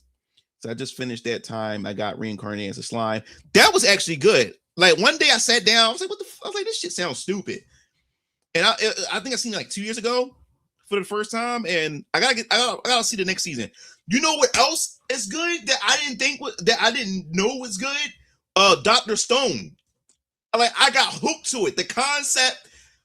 I was like, "Yo, like this shit is good." Like, cause like I'm very late to animes. I don't sit down. I don't digest anime all day because they're time consumers. Like I will wait. It would destroy my whole day. Especially if the anime is good. If I catch a good anime, I will binge it. That's why I don't watch it like that or whatever. Then I would never get anything productive like done or accomplished. So I don't sit down and watch anime. So I'm late to a lot of animes, which is a good thing. I mean, there's more animes I can watch and stuff like that. But Dr. Stone is actually really good. Yeah, Farron's awesome. So as it 1 to 10. Hey Mugen, what jobs have you worked before content? If it's okay, yeah. Well, when I was a teenager, first I was a camp counselor. I did that for like 2 years. And then after that, well, even before that, I was working. My dad is a contractor, he's a carpenter. He's a plumber and an electrician and stuff. So he has his own company called Omega Design. So I used to go on jobs with my dad. With his contracts with clients and stuff. And I used to work with my dad for a little bit, and then I became a camp counselor. And then after I became a camp counselor, 11th grade, I ended up working at Wendy's. I did that for a full year, and then after that, after Wendy's, I went to college. And I didn't work while I was in college. Like I had my parents, I had a budget and everything, so I had money that my parents gave me and stuff like that. So they wanted me to just focus on my schoolwork. So I didn't work while I was in college But when I dropped out for a little bit before I returned back to college, I dropped out for a bit, and I worked at the Adobe Cafe. It was a Mexican restaurant. I talked about that story. That's the worst thing that's the worst job ever, man. Like, that was the worst fucking job. And that's when I actually experienced like racism from Mexicans and shit like that too. But what else? And yeah, me and my girlfriend, who eventually became my baby mom not too long after that job, we worked that together. She plugged me in because her mom knew the owners. And then after the Adobe Cafe, my girlfriend got pregnant, so I had to get a new job. I ended up working at the Pennsylvania Turnpike rest stop. I was working at a Starbucks, I was working at Starbucks, a Burger King, and then they put me in charge of this snack area, where I had to make pizza, ice cream, and smoothies and stuff like that. And that was on the Turnpike. There's like 20 minutes, like 10 minutes from King of Prussia Mall. So I was there, and I didn't like that job. That was like the worst. I hated that job too. It was stressful because I was stressing because I'm about to be a dad. I dropped out of college at that time. I was so depressed. I was like, how did I allow my life to end up this way? Then me and my baby mom, like, despite her having my baby and stuff like that, we was not getting along. And I was like, yo, I turned my life, it was just fucked. You know what I'm saying? Like, because of decisions I made and shit like that. And I didn't have a car. I had to take public transportation. I had to take SEPTA. So I had to get up 4 a.m. and I worked it 6 days a week. Had to get up 4 a.m. Had to go down to Center City and catch the 13.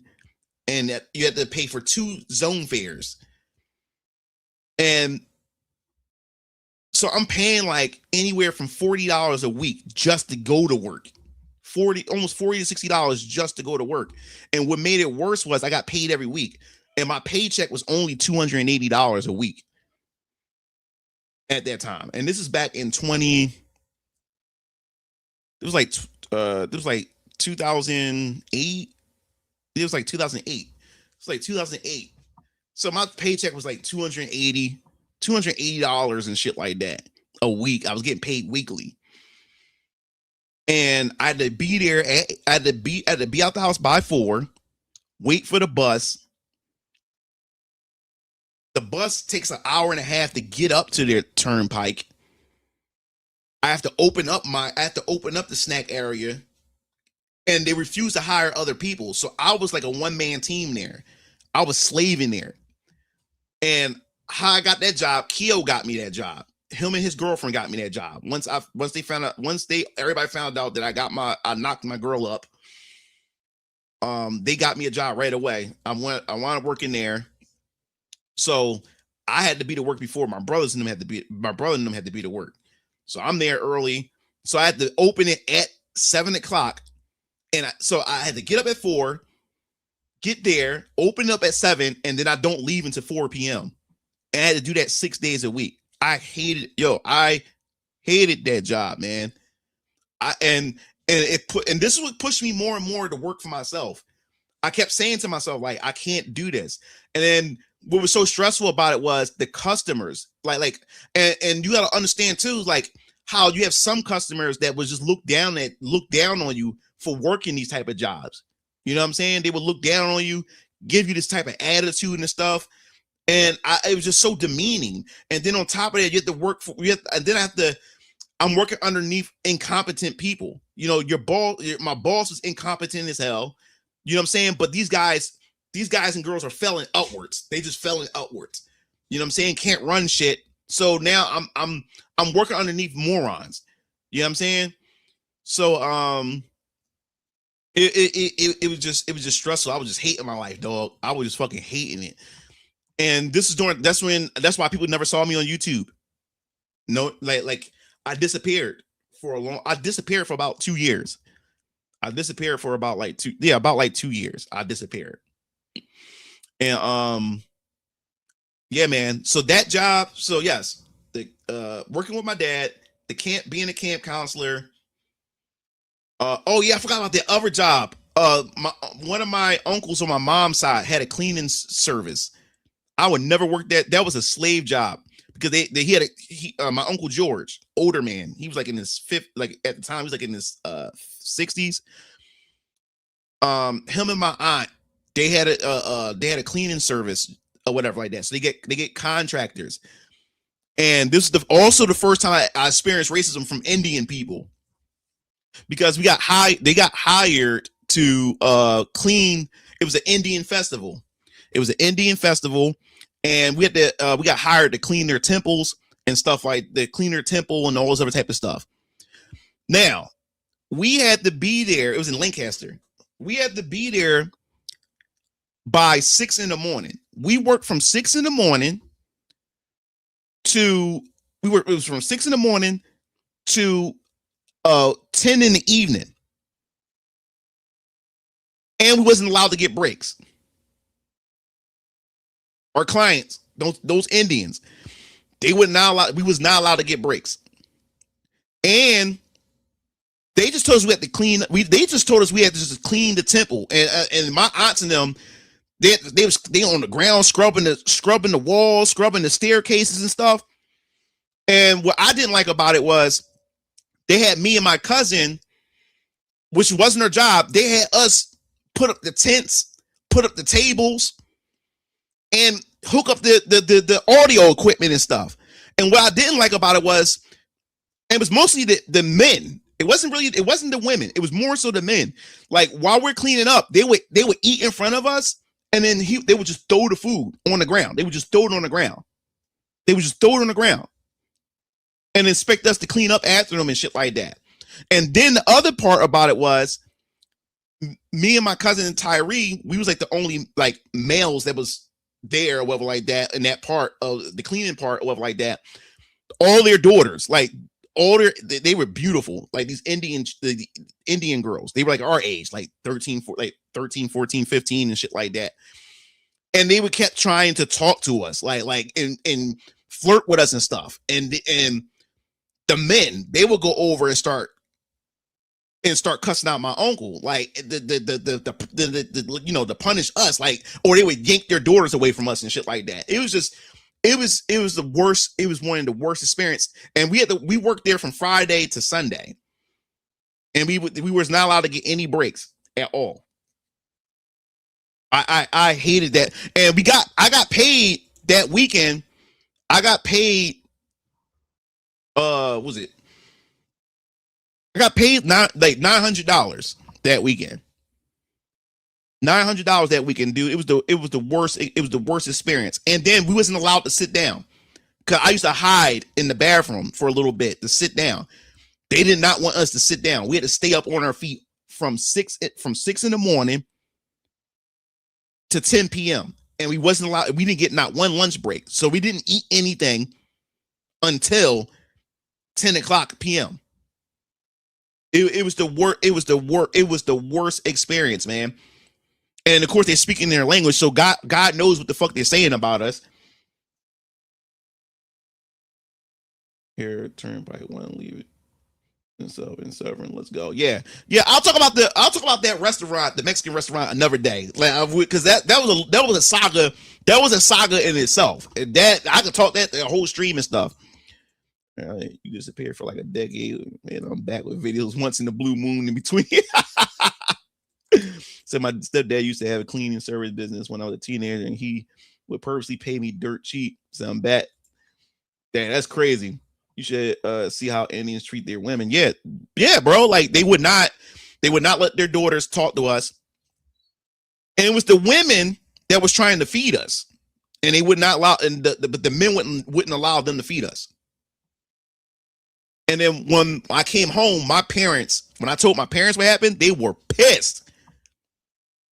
And they wouldn't allow me to go back work with my uncle and them. When they had another job to do. They were pissed. I felt like a nigga. I felt like a slave.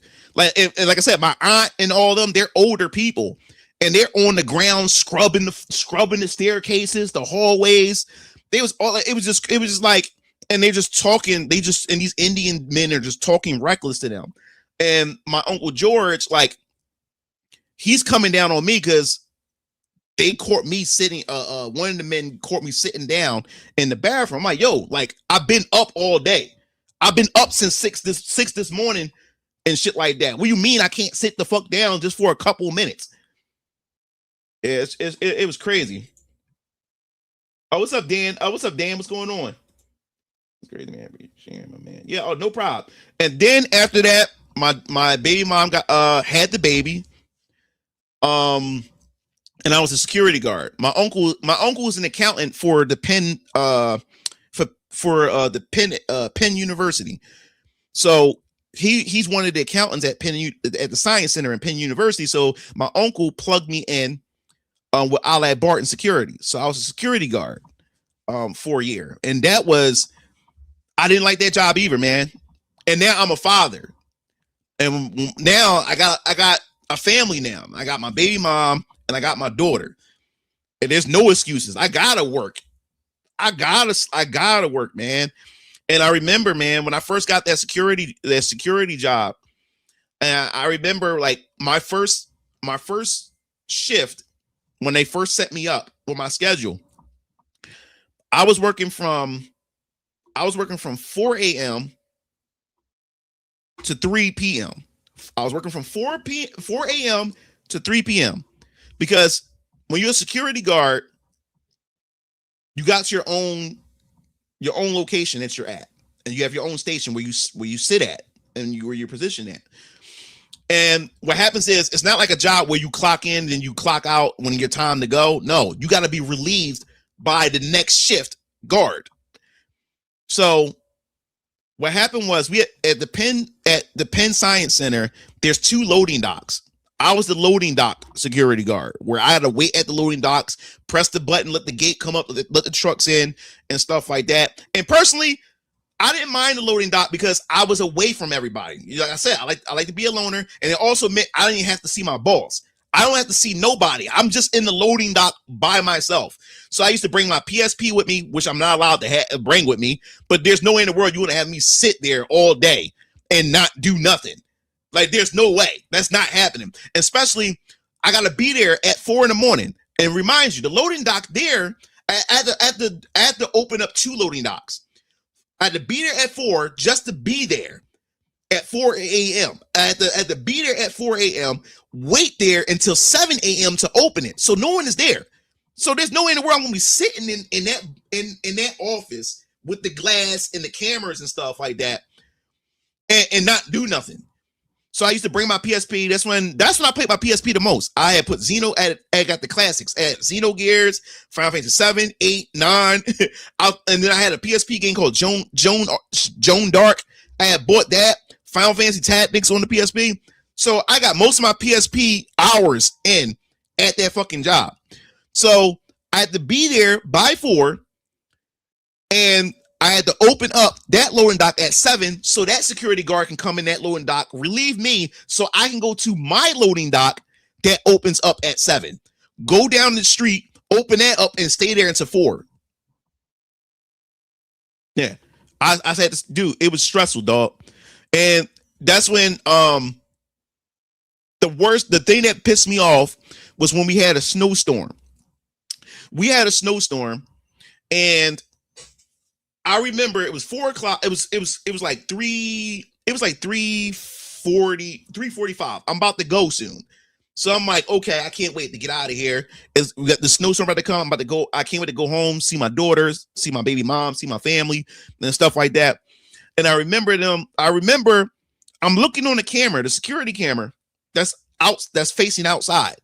I see my relief coming down the street. She just signed in. Now she's coming down my end. Then all of a sudden she disappeared. I'm like, what the hell is going on? Now I look, it's like 4 o'clock. I said, okay, whatever. Then I look, it's 4:15. I was like, okay, where the fuck is my relief? Now the supervisor, this lesbian chick, Asian chick, her name is Yi Tran. She comes in, she's afraid to approach me. Because one thing people are, when it came to me, I speak my mind. So a lot of my supervisors didn't like me because one, I'm not gonna let you walk all over me. I'm not gonna let you talk down to me. So they have to know how to approach me correctly because they'll talk down to everybody else. Me, I wasn't, you see, they'll talk down to everybody else and everybody else take it because that's the only job they have. Me, I have a family, but I still live home with my parents and stuff like that. Me, my baby mom, my daughter, I live with my parents. So if I do get fired, okay, I'm home for a second, and then my parents allow me to get up off my feet to go back out there. So I had to worry about paying rent or things like that. So other people got to pay bills and pay rent, and they're on survival mode. So they have to take that type of punishment and being demeaned. You know what I'm saying, by upper management. You're not going to do that shit to me. I will walk off this job before I allow you to disrespect me like that. So the fact that he can't disrespect me like that, that's what frustrates them. So they have to approach me a certain way. So she comes in, and I was like, yo, Yee, what's going on? It's like 4:15. Where's my relief? I just saw her. Well, here's the thing. And she said, I tried to fight for you, but we had to give you relief to Maria, this Hispanic chick. So I'm like, why? Well, she's a single mom and the snowstorm is coming and stuff like that, and she has to, be home, this, that, and the third. I said, okay. I'm like, no. Was my baby mom with me? No. This is after my fault. This is after I broke up with my baby mom, but my daughter was in my custody. So I was like, okay, she's a single mom. I'm a single dad. So what's the argument with that? So I'm automatically like fucked. Despite me being a single father, she has an excuse because she's a single mother, but I don't get that same leeway because I'm a single father, right? And she got quiet and shit. She's like, "Oh, you a single father?" Like, yeah. So they was doing so they had to call. They was trying to call around and no one would come in. And when you're a security guard, if no one comes in to relieve you, you have to stay for that next shift. So that no one will come in, knowing there was a snowstorm coming, because now the snow is coming down. So guess what? I had to stay for another 8 hours. So I said to her, if I'm staying, then I'm allowed to sleep at the desk, and y'all better not say shit about it, because you'll do. I'm gonna walk off. I'm just gonna walk off the job, and you have to take over. That's what I told him. I said, yo, like if I'm staying here, then I should be able to sleep. I should be able to sleep because the doors close in the building that I'm in by 8 o'clock. The building is closed, so I'm the only one in the building. The only one. No one can come in here. No one comes in. So yeah, they gave me. They gave me 3 breaks, and I was able and allowed to sleep at the desk. But yeah, I end up staying there. I end up staying there overnight, and I had to fight my way through the snow to get home. I hated that job. I hated that job. And what was so depressing, and I was only getting paid, I think I was at the time I was only getting paid I was getting paid like $8.45 or $8.45 or $9.15 an hour at that time. And it was so depressing looking at my check. I got paid every 2 weeks. I would look at my check with, like my gross, I would make $800, but at the taxes, I'm like at 600. I'm like at 600. I'm like, and then, like I said, I got $600. And remind you, I got a baby mom and I got a daughter. So I have to pay bills. I have to take care of my family and try to save money. And what made it so depressing was the day we had to go to this meeting, and they made that announcement they was getting a raise, and it was only a 10-cent raise. and everybody was clapping and happy that he was getting a 10-cent raise. That's fucking depressed me, dog. I say, yo, and these like grown people and like grown people that's older than me that was working this job, 50 years old, 60 years, like 50, 60 years old. Of course, I got people of my age too, but most of the people that was working there was much older than me. And I was like, yo, this is what my life is. I'm a fucking security guard. I dropped out of college. I'm a dad. You know what I'm saying? Like, I was like, man, I like, yo, I was depressed. And remind you, I haven't done any Mugen TV content, Mugen Lore content during this time. I was struggling with life of my like with my own decisions, my poor decisions and stuff. So never let a woman, man, like never let a woman come in and change your whole trajectory. So were you working for Asian snobs? Yeah, I never worked for any, like, I worked for Indians, but I never worked for any Chinese people before, or, you know, any other type of Asians before, but only Indians or whatever. Yeah, man, like, cause like, and the thing is, like this stuff is backed by like people that knows me, that like my brothers can tell you stories, my friends, if I bring my friends in, they can tell you all this shit too. I've been through a lot of shit, but yeah, but after my baby mom had left and shit like that, and I took custody of my daughter and everything, and she just went on about her life and stuff like that. And that's when my parents came to me and said, son, I think you should go back to college. I couldn't even believe that shit. I was like, yo, like, and I was like fighting it, because I'm like, I have a daughter. Like her mom abandoned and went her direction and stuff. Like, it felt like I was abandoning my child. They said, no, we her grandparents. We love her. We love our grandbaby. Like, you're doing this for you, and you're doing this for your daughter. Go back to school. So I saved I saved all my income taxes, and I had owed Mansfield University like $5,000. And since I stacked all my income taxes, I just gave them $5,000 and allowed me to go back to school. But I was on academic probation. So I had to get off of academic probation when I got back there, and the rest was history. So after that, that security job was like my last job before I became self-employed. And as I said before, I'm not going to repeat the story. It was the 3D hentai. The last straw was after I graduated and had a hard time getting the job after I got my degree.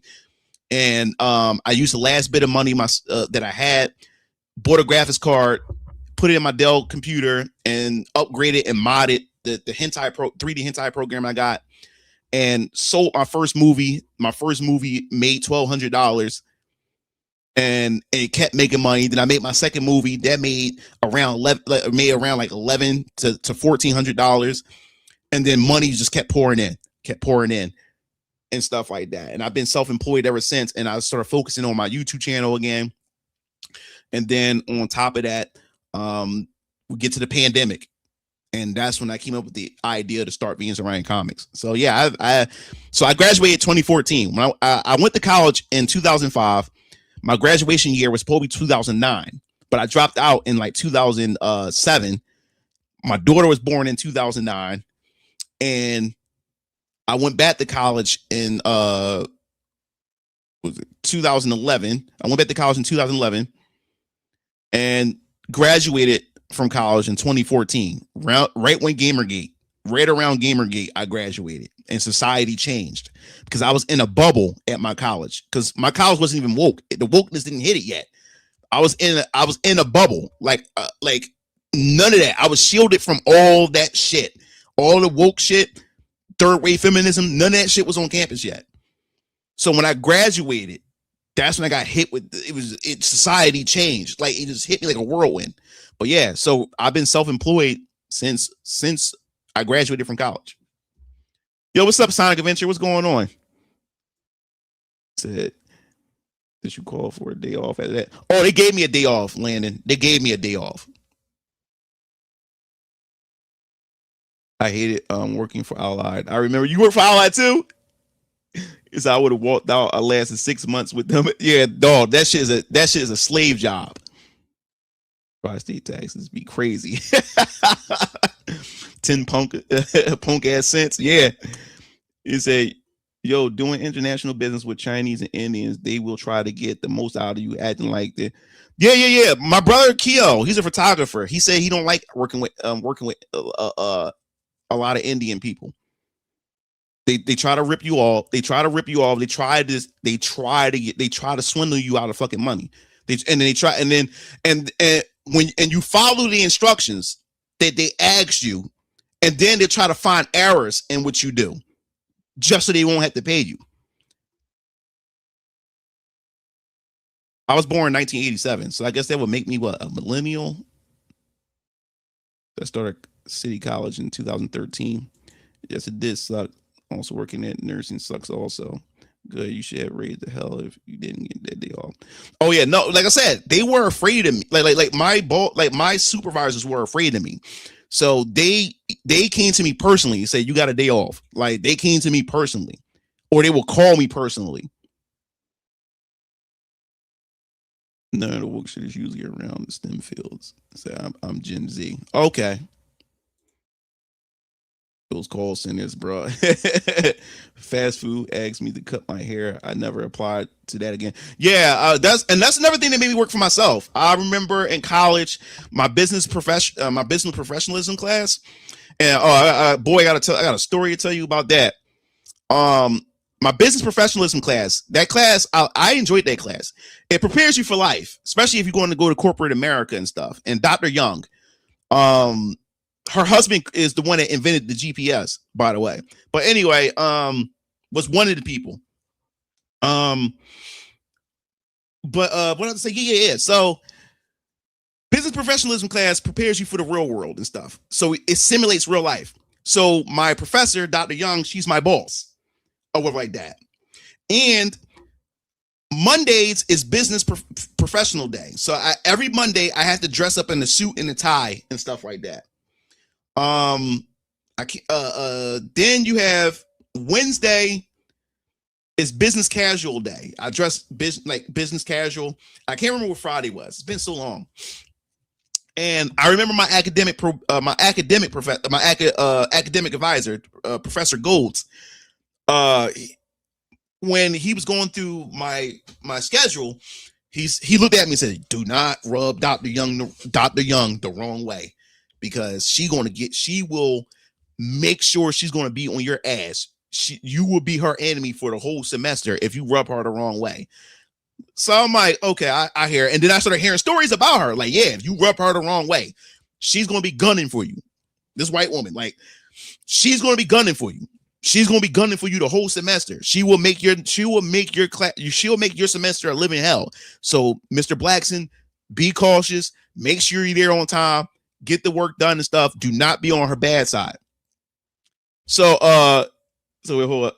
So I'll say it again. You guys are old. He said, I feel half here are millennials and half are Gen Z as well. And he said, yo, I'm chilling. I'm about to play some DOA 2 and drink as dope, bro. And he said, I'm older than 8. So what's up, Nico?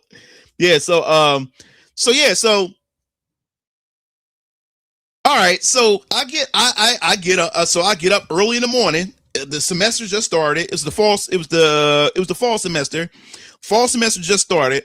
So I was like, okay, I'm gonna get up early. I got up like 6 in the morning. I said, I'm gonna get to the library by 7 o'clock so I could print out my syllabus or whatever. Oh boy. So I get there around to the library at 7:05. And I guess everybody had the same fucking idea I had, because it was a line. When I say it was a line, everybody was in line for the printer to print out their syllabus. I said, I can't believe this shit. But I said, I'm still early. Class don't start until 8 o'clock. It's all the way down the other end of campus too, the class. So I'm like, okay. So I'm sitting there. I get to the printer, swipe my card, and it said no funds. Like, what do you mean no funds? And I forgot that I had swiped a couple days ago to print some other things off and never put any other funds on the card. So I had to get out of the fucking line. I was pissed to put money on the card. Then I had to get back in the line. I print out the syllabus, got the shit ready. Bro, why me? So I'm running to class. It's now 7:50. It's like 7:55. I'm running my ass off. I get there. It's 7:59. I open the door. When I get inside, right? It's all no. I'm the only, besides the other dude. I was pretty much the only brother in there. There's nothing but white motherfuckers in there. And when I get in there, they all dressed up in business suits. And I'm the only one with jeans, a fitted hat, a t-shirt and everything. And I'm like, I didn't read the syllabus. Remember, I just printed off the syllabus. I just printed it off. So I didn't get a chance to like look at it beforehand in anything. So I'm like, I see everybody dressed the fuck up, and I'm the only nigga with street clothes on, while everybody else dressed up like professionals. So I'm like, oh shit, I'm a fucking stereotype right now. So I sits all the way in the back of the class. So I get in the back of the class, then Dr. Young comes in.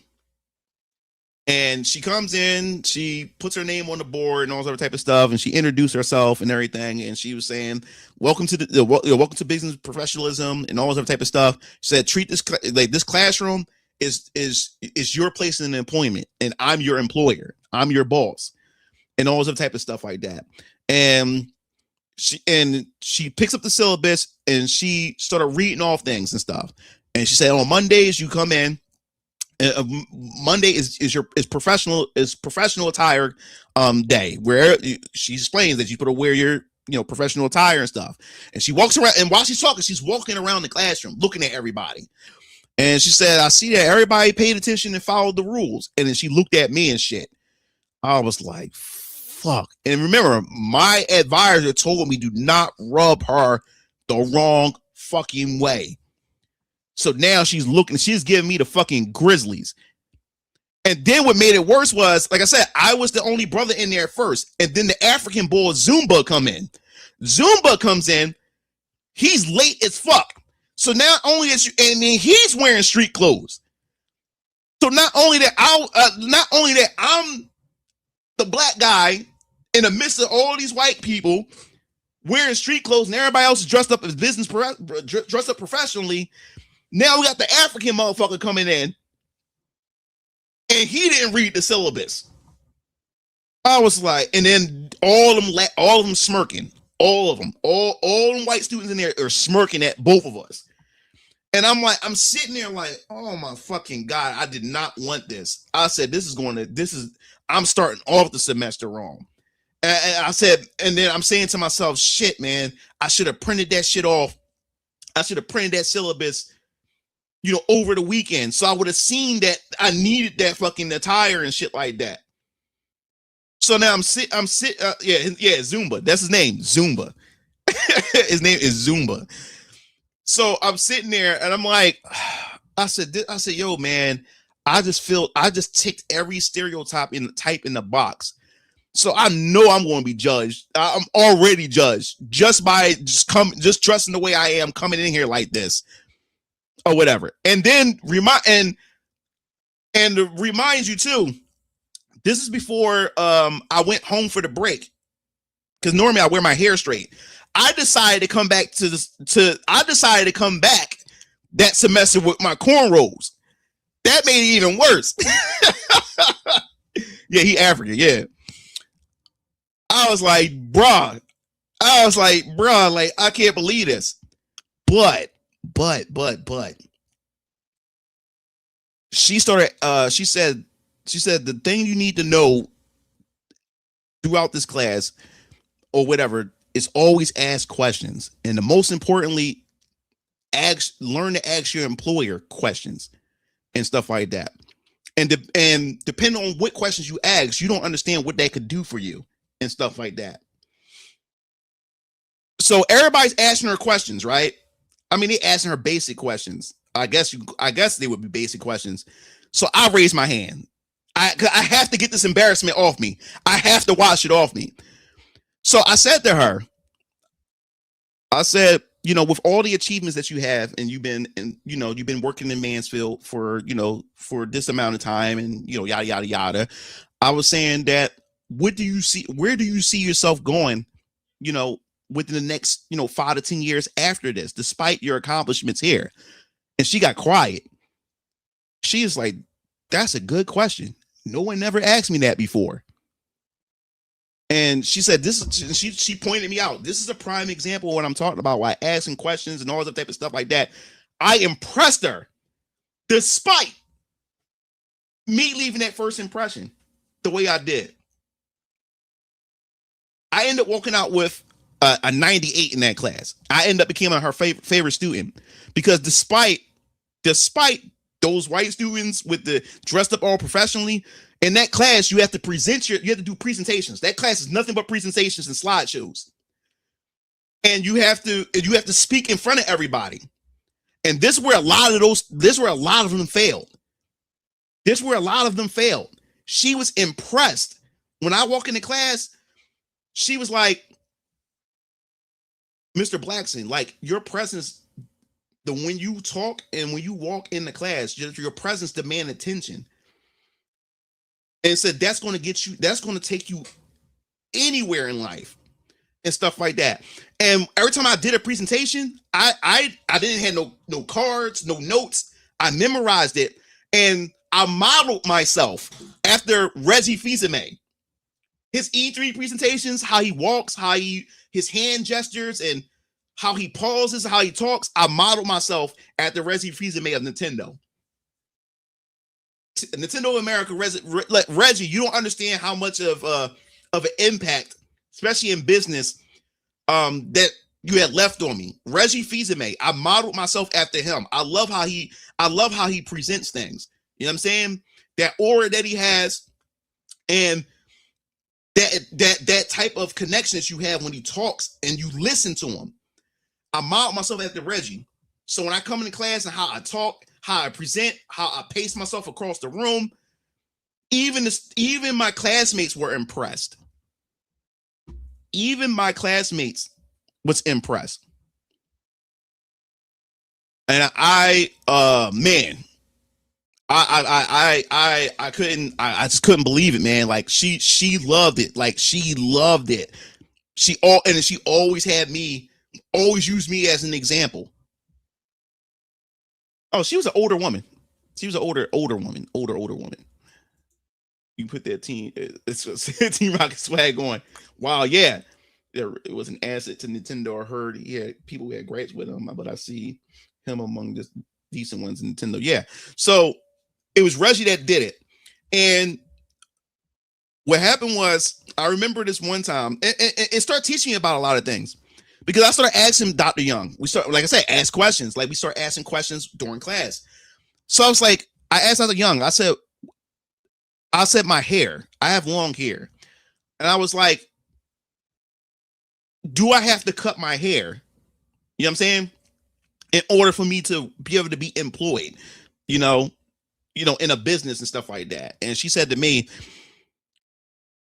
if your hair is being, if a job dictates to how you supposed to have your hair or whatever like that, then you should not want to work there to begin with. That's what she was pretty much saying to me and stuff like that. Because she knew where I was getting at.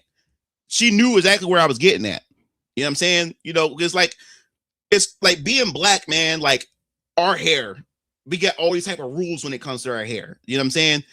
And when I started learning that at an early age, that, when it comes to employment, working in corporate America and stuff, like our hair is always put under a microscope and stuff like that when it comes to how we supposed to carry our hair compared to everybody else. And I already had in my head as I started getting older that I want to work for myself. Because as long as I work for myself, no one can tell me how the fuck I should be able to wear my hair. You know what I'm saying? So that was that. One thing that did like irritate me is that I had to do a job interview. I had to do a job. I had to do a job interview, and I got into the job interview. I had to sit in front of my peers, and she interviews me, asks me these tough interview questions and stuff, and I'm getting them. You know, I'm just knocking them out of the park. She gave me, because I did so good. She was impressed. Everybody's impressed, and when I got my score, she gave me an 85. She gave me an 85. And I was pissed, was because I was prepared for this. I asked the right questions and stuff. And I saw that she was impressed. Everybody was impressed. All my classmates, they said, yo, like, Brian, like, I don't know how you, like, yo, you knocked it out of the park, man. You did a good job, this, that, and the third and stuff, because they were nervous. Like I said, I'm the only brother there, but they're nervous, like stumbling fucking shit up. But she gave me an 85. And the ones that were nervous was even surprised because they scored higher than me. And I was like, what the fuck is going on? And she told me, she gave me an 85 is because she said, also, and I have to also want to teach you what it's like. She told me it's the way I talk. She says, I have my Philadelphia accent, the way I talk and how I say my words, how I enunciate. And she said, if anything is going to hold you back, it's the way you talk. And I knew what she was saying. I knew exactly what she was saying. And she took a big chunk off of my score based on how I talk. And I was like, bro, I was pissed. And then my classmates that were there when she said it, they was holding their mouth because they knew exactly what she was saying and shit like that. And he said, yo, like, she literally just said that. She literally just said that. And she said, that's the reality of it and stuff. You have to learn how to enunciate your words and how you talk. And how you talk or what like that. You know, I'm from Philly. You know how we talk a certain way. And, you know, I'm black, you know what I'm saying? And, you know, a lot of us black, how we enunciate our words and say and how we talk and stuff like that and everything. And I was like, damn, I would say, so I have to conform to a system in order for me to be able to get ahead. And that's what made me start hating. I started saying to myself, do I really want like to be part of corporate America? Like I have to cut my hair, or I still have to, and I understand you get to talk professional and stuff like that, but there's some things that's just you know what I'm saying? So I have to be two different people, you know what I'm saying? And I understand that or whatever like that. It was just getting more and more frustrating. But so I got an 85 because of how I talk. But I learned a lot from that class, bro. He said, you know, she don't dump Beanie Siegel. It said being a giant that everyone is afraid of you is uncomfortable around you all the time, especially if you're black and look tired all the time. Yeah. So that really took me out with that. But yeah, at the end of it, man, I got a good grade, man. I got a good grade and I made a lot of friends. And then the final assignment was we had to go on a business dinner with our professor. So you have to put your name on the list, and it's 3 of you at a time, and you have to pick a specific day. And she had to teach you how business etiquette when you're at a dinner and stuff like that with your boss. You know, you're supposed to be there minutes before you have to be there early before your boss. You have to ask specific questions, and you're judged based on what drink you pick. And it was like, and like, especially when it comes to alcohol and stuff. I was like, I said to Dr. Young, I said, I don't drink alcohol. So what do I drink? She said, was it sparkle water or some shit like that? I hate that shit. But I had to get sparkle water and shit like that. So it was me, the chick Chloe. It was just me and 2 other chicks. It was Chloe and it was Amanda. Chloe and Amanda. It was me, Chloe, and Amanda. It was us 3. And we had to go meet our professor at this restaurant that was down the street and stuff like that. And yeah, and we was there for an hour. We was there for an hour, and we was talking with her, and it was just oh my god. So I'm all like, here we go. They asked what drinks we wanted. I say, do you have any you have any what's it called? The sparkle water or whatever it's called and shit like that. While the three of them got got alcohol and shit like that. He died in his sleep. But people, he woke up dead.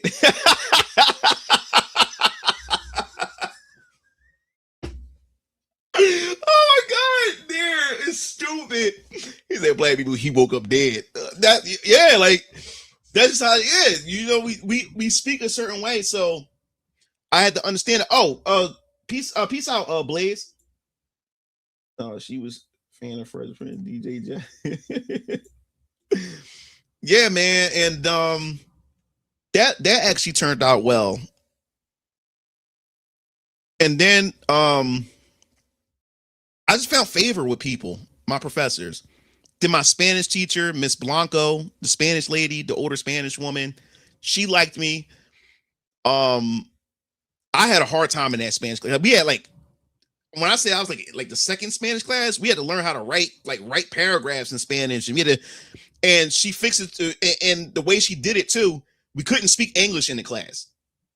We couldn't speak English in the class. If we wanted to go use the pencil sharpener, or if we had to use the bathroom, or had to throw something in the trash, we had to raise our hand and say it in Spanish.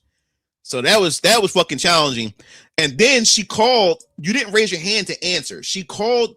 She would pick up the roll sheet, the attendance sheet, and then she would call that number out in Spanish. And whatever number you are, based on your last name, that's how she calls you. So you bro. I hated that shit. I hated it because my last name is Blackson. So I'm always at the top of the roll call. Every time in school, when they did book reports or presentations, and they said we're going by alphabetical order, my name is always either the first or second nigga. So I hated that. But the only upside, especially with Dr. Young, since I was the very first person, I had she gave me more time to prep or whatever like that. Since I'm the first victim, that's what she said. I'm the first victim to go up and shit like that.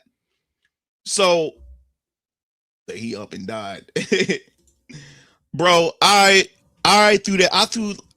I can't remember all the Spanish, dog. I'm mad because by the time I finished that Spanish class, I was speaking really good Spanish, but I threw that shit all out my head because it was that stressful and stuff like that. I have to brush back up on it. But yes, I was speaking Spanish.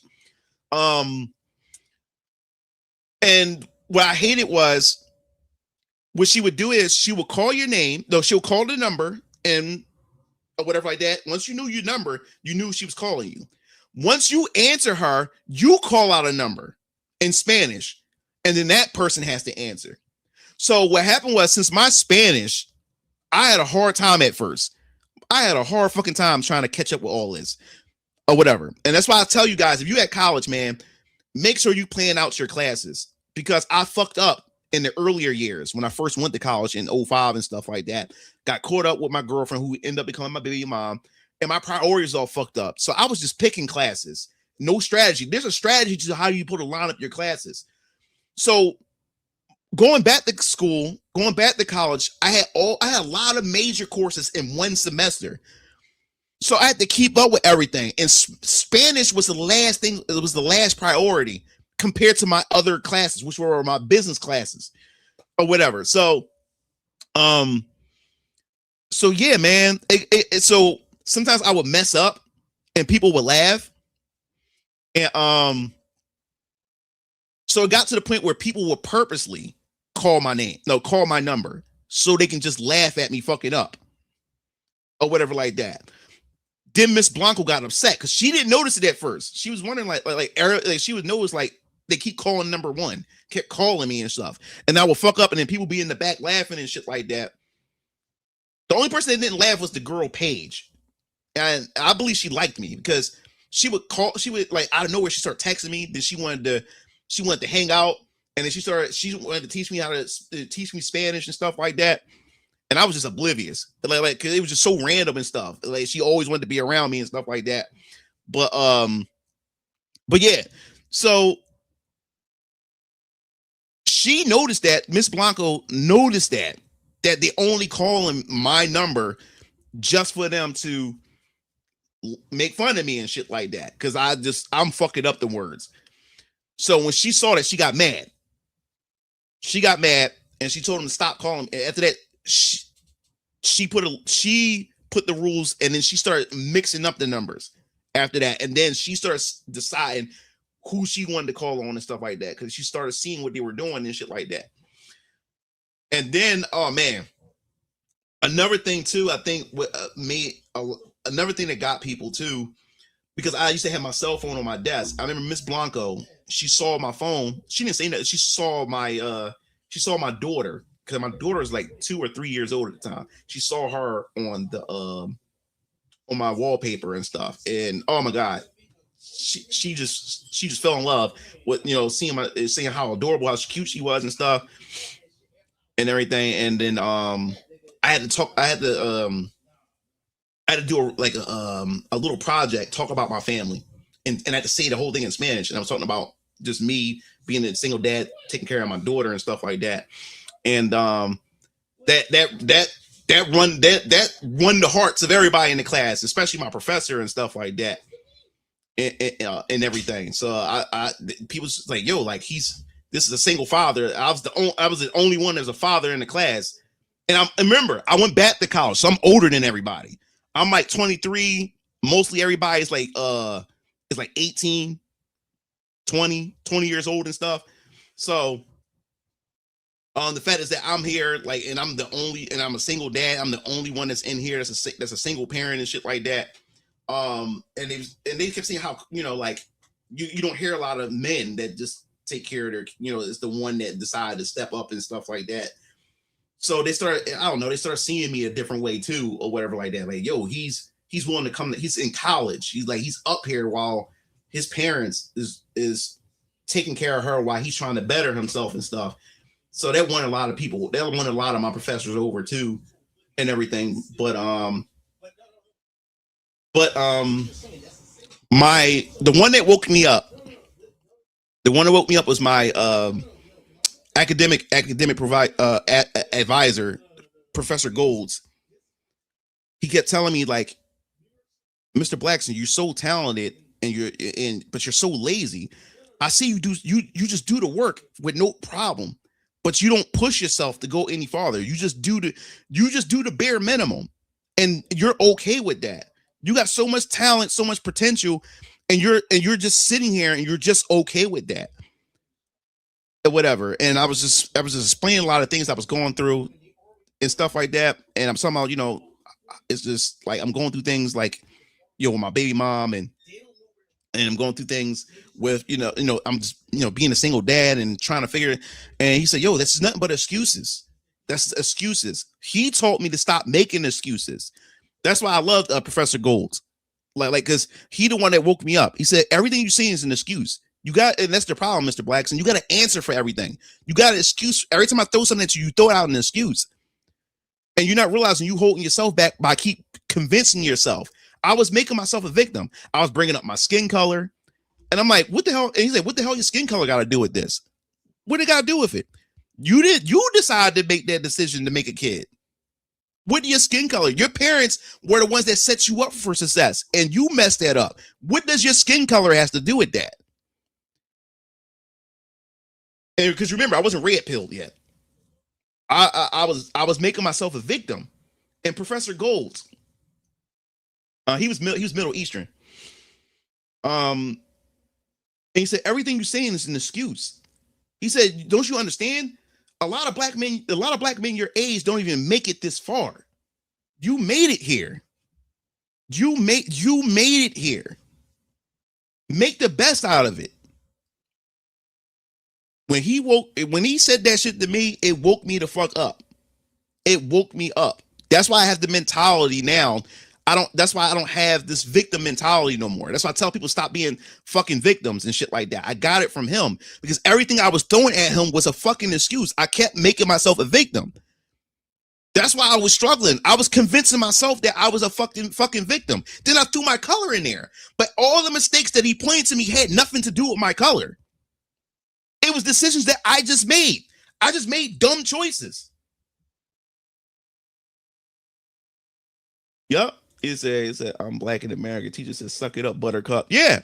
He woke me the fuck up. And I thought about it. I sat in my room and I thought about it. I was like, yo, everything I did had nothing to do with my color. No one was holding me back. Every situation that I sat myself in, it wasn't no white man. It wasn't the system. It was my dumb ass decisions, my dumb choices that my parents even tried to avoid, try to help me avoid. And I did dumb shit anyway. So it had nothing to do with racism, had nothing to do with the system or anything. I put myself here. And when I got quiet, I got fucking quiet when he said that shit to me. He said, you're a smart young man. And he wanted me to be on the debate team for the business club and stuff like that. And I turned it down.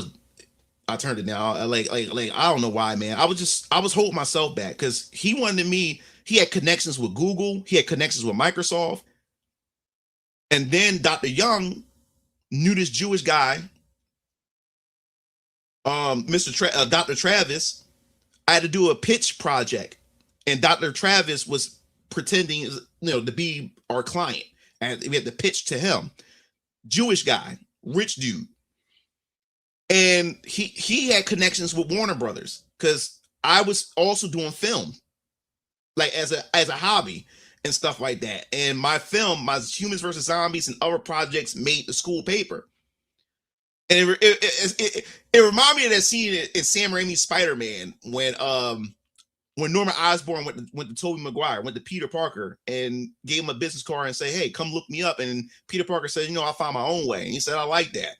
And that's what it was with Dr. Travis. Dr. Young hooked me up with Dr. Travis, the Jewish dude, and he's like, and he had all the connections. And he said, yo, the best type of artist and the best type of filmmaker is someone who's self-taught. And cause he asked me, did I go to school? This Jewish dude was just impressed or whatever like that. I said, no, I taught myself. And his eyes got big. So he gave me his business card. He said, I want you to give me a call when you graduate. And I never did. Never did. I never did. And I learned that from Dr. Young. Dr. Young said, when you receive business cards or you building business relationships with people, call them every once in a while. Even if you don't have no work for that person or anything that's business related, just call them. Because when you call them, you become registered to their mind. So if that person is talking with somebody and making some business dealings, since you called them, you talked to them, and you formulated a relationship, you're the first person that come to their mind that they're going to plug you in. And he gave me his business card, and I never contacted him. Yeah. And that's why I said I hold myself back. I could have been working at Google. I could have been working at Warner Brothers. I could have been working anywhere.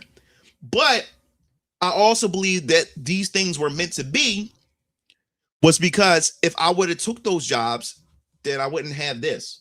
I wouldn't have Venus and Ryan Comics. I wouldn't even thought about it. I would have worked for any of those companies, meet a woman, start a family, and just work for those companies and never do this. Yeah, so that's how I see it sometimes. That's how I see it. I have a different destiny. And that's to work for myself than to work for others. So, yeah, that's that story, man. That's that story. But yeah, man, don't hold yourself back, man. Don't hold yourself back. Yep, trade-offs to everything. Definitely. Schools infested with Indians and Warner Bros. Going under. A blessing in disguise. Yeah, because I probably would have got caught up in that woke shit. And I wouldn't have got red-pilled. I wouldn't have got red-pilled. I probably would have been a fucking lefty. I probably still would have been a lefty working for those companies. Who knows? Who knows? So it wasn't meant for me to be with Microsoft, Google, or Warner Brothers and stuff like that. Don't know such shit specified. Yeah, it was a journey, man. I learned a lot. I learned a lot, man. But don't ever hold yourself back. I held myself back from a lot of opportunities because I was too afraid, or I was making myself. I was turning myself. I was making myself into a victim. You cannot make yourself a victim, man. You can't make excuses for yourself. Like my professor says, if you really want to do something, you'll do it. Anything else is an excuse. If you really want to do it, you'll do it. No matter what. That's why in 2026, you got to lock the fuck in, guys. Whatever you're doing in your life, you got to lock the fuck in. If you're sitting there convincing yourself that, hey, I don't know, I don't sound right, I look funny, or I got the story I want to do, but I don't think people's going to like it and stuff like that, you're beating yourself up. You're already defeating yourself, and then you just don't do it. No, you got to lock the fuck in. The best time is to start now. It's not to start later. It's to start now. Start it now. And when I say start, I mean get the gears rolling now.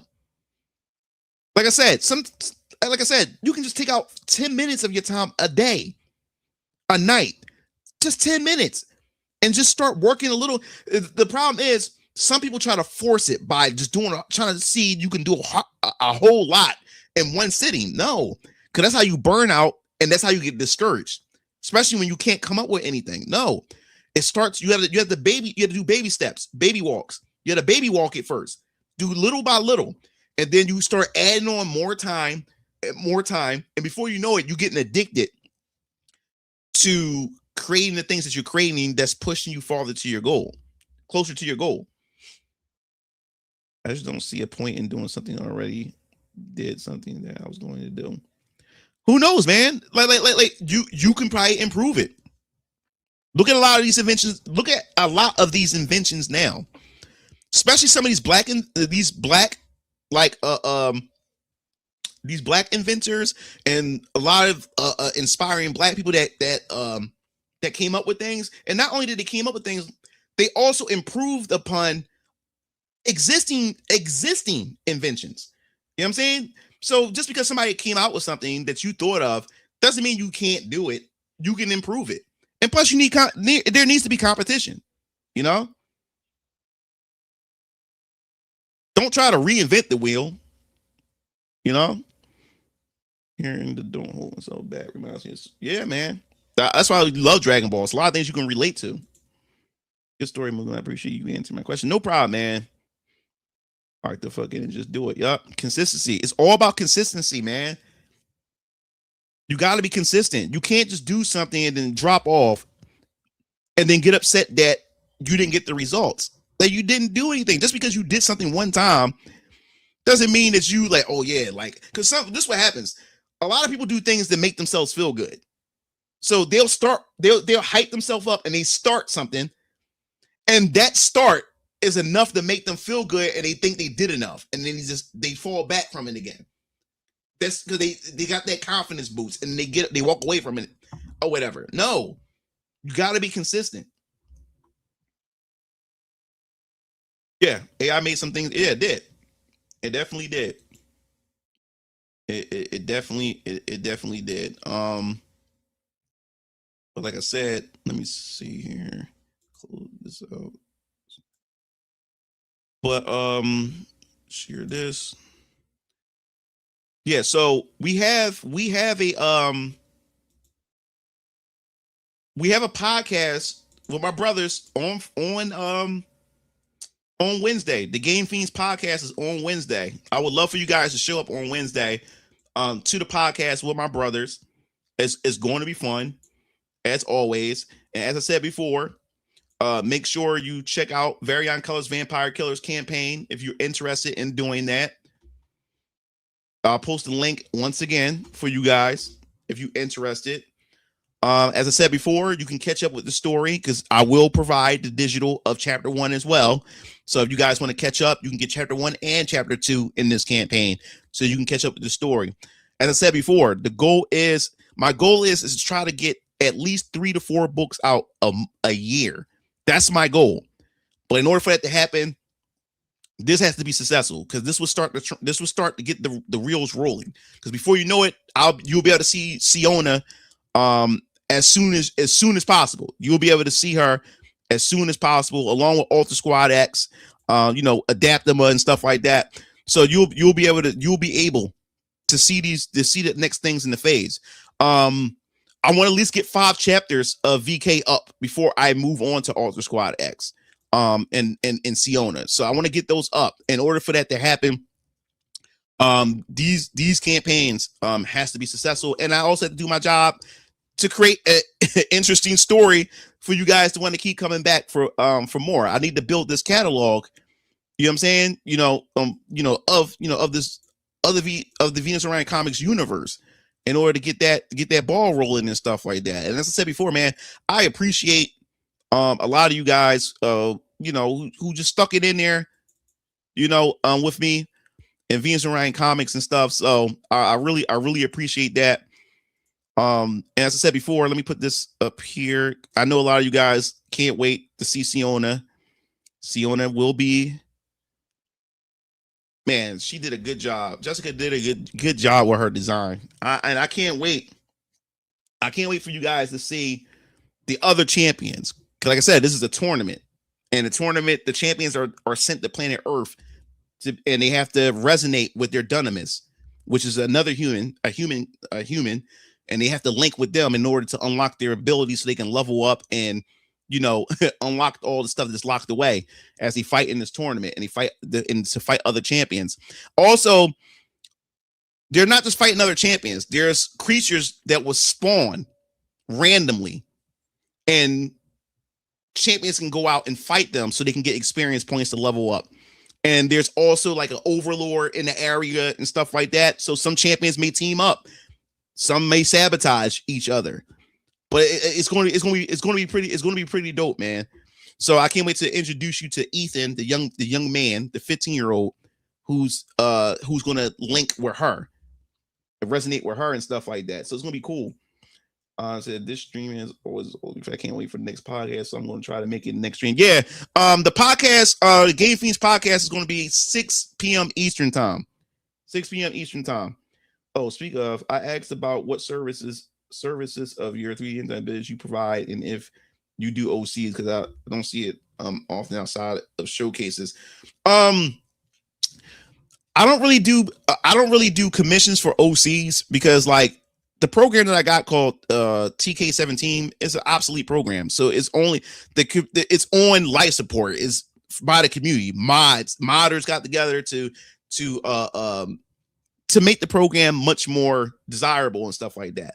So essentially what my commissions, what I do is allow you to be able to create the type of like sex scenes or scenarios and stuff like that. A lot of people want me to create like these elaborate stories, like put together these elaborate stories for them and stuff like that. And I don't do those.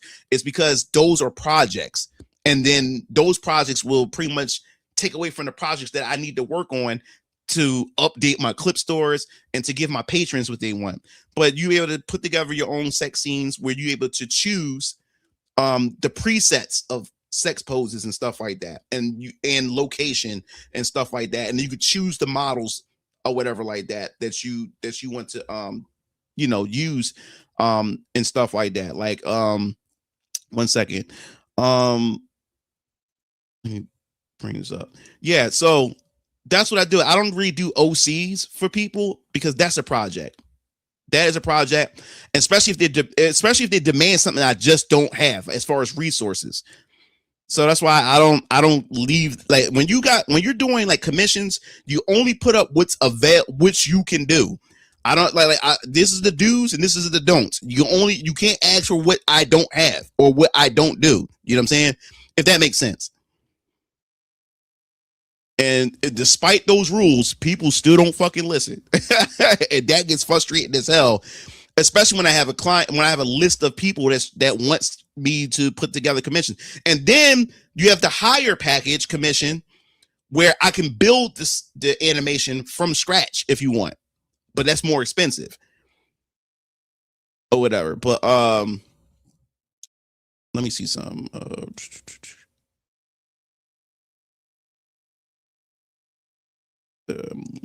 just looking for something, so I won't.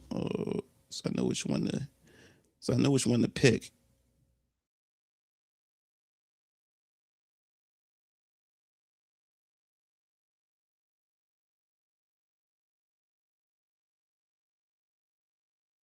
Oh, that's not the one.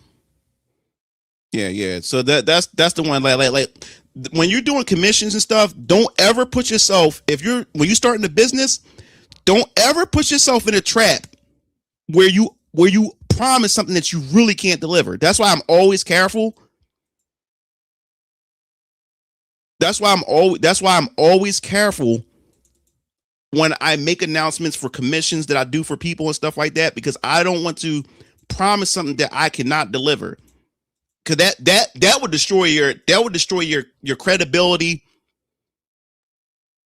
That would destroy your credibility alone or whatever. Like, so let me show something real quick. Share screen.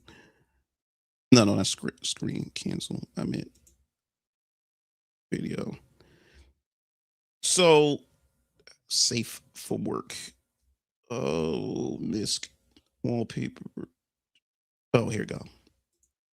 Yeah. So as I said before, don't ever offer something that you just can't deliver, or it's not in your capabilities, or you know that there's limitations to it. So if you ever go into business for yourself and you offering a service, always keep that in mind. Do not oversell yourself. Do not oversell. That's how you fuck up. You ever see that Michael Jordan meme where Michael Jordan, his eyes all watery and red and shit like that? That's how your ass going to end up. If you ever oversell yourself, do not oversell yourself. Do not exaggerate your capabilities. You can destroy your business before it even fucking begins. Keep that in mind, please. Yeah. So essentially, what happens is when you do a commission with me and stuff, you can pick.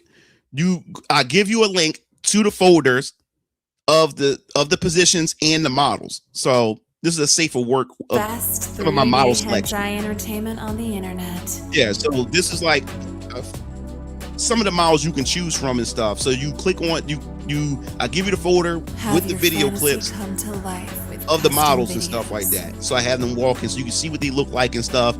So you say, okay, this is the model that I want, and then they'll go to a folder, and then they tell me which I name all my sex positions and their little video clips, so people can see what they look like and stuff, and say, I want my model, I want this model, and I want them in this pose and stuff like that. So,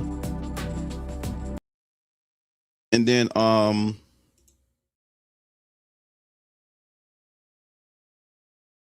where's the other one?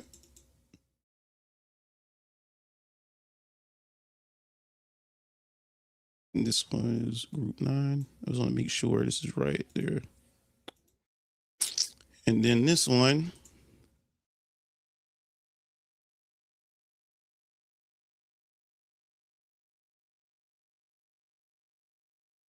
Best 3D hentai entertainment on the internet. Yeah, so you better select the models and stuff like that. Have your fantasy come to life with custom videos.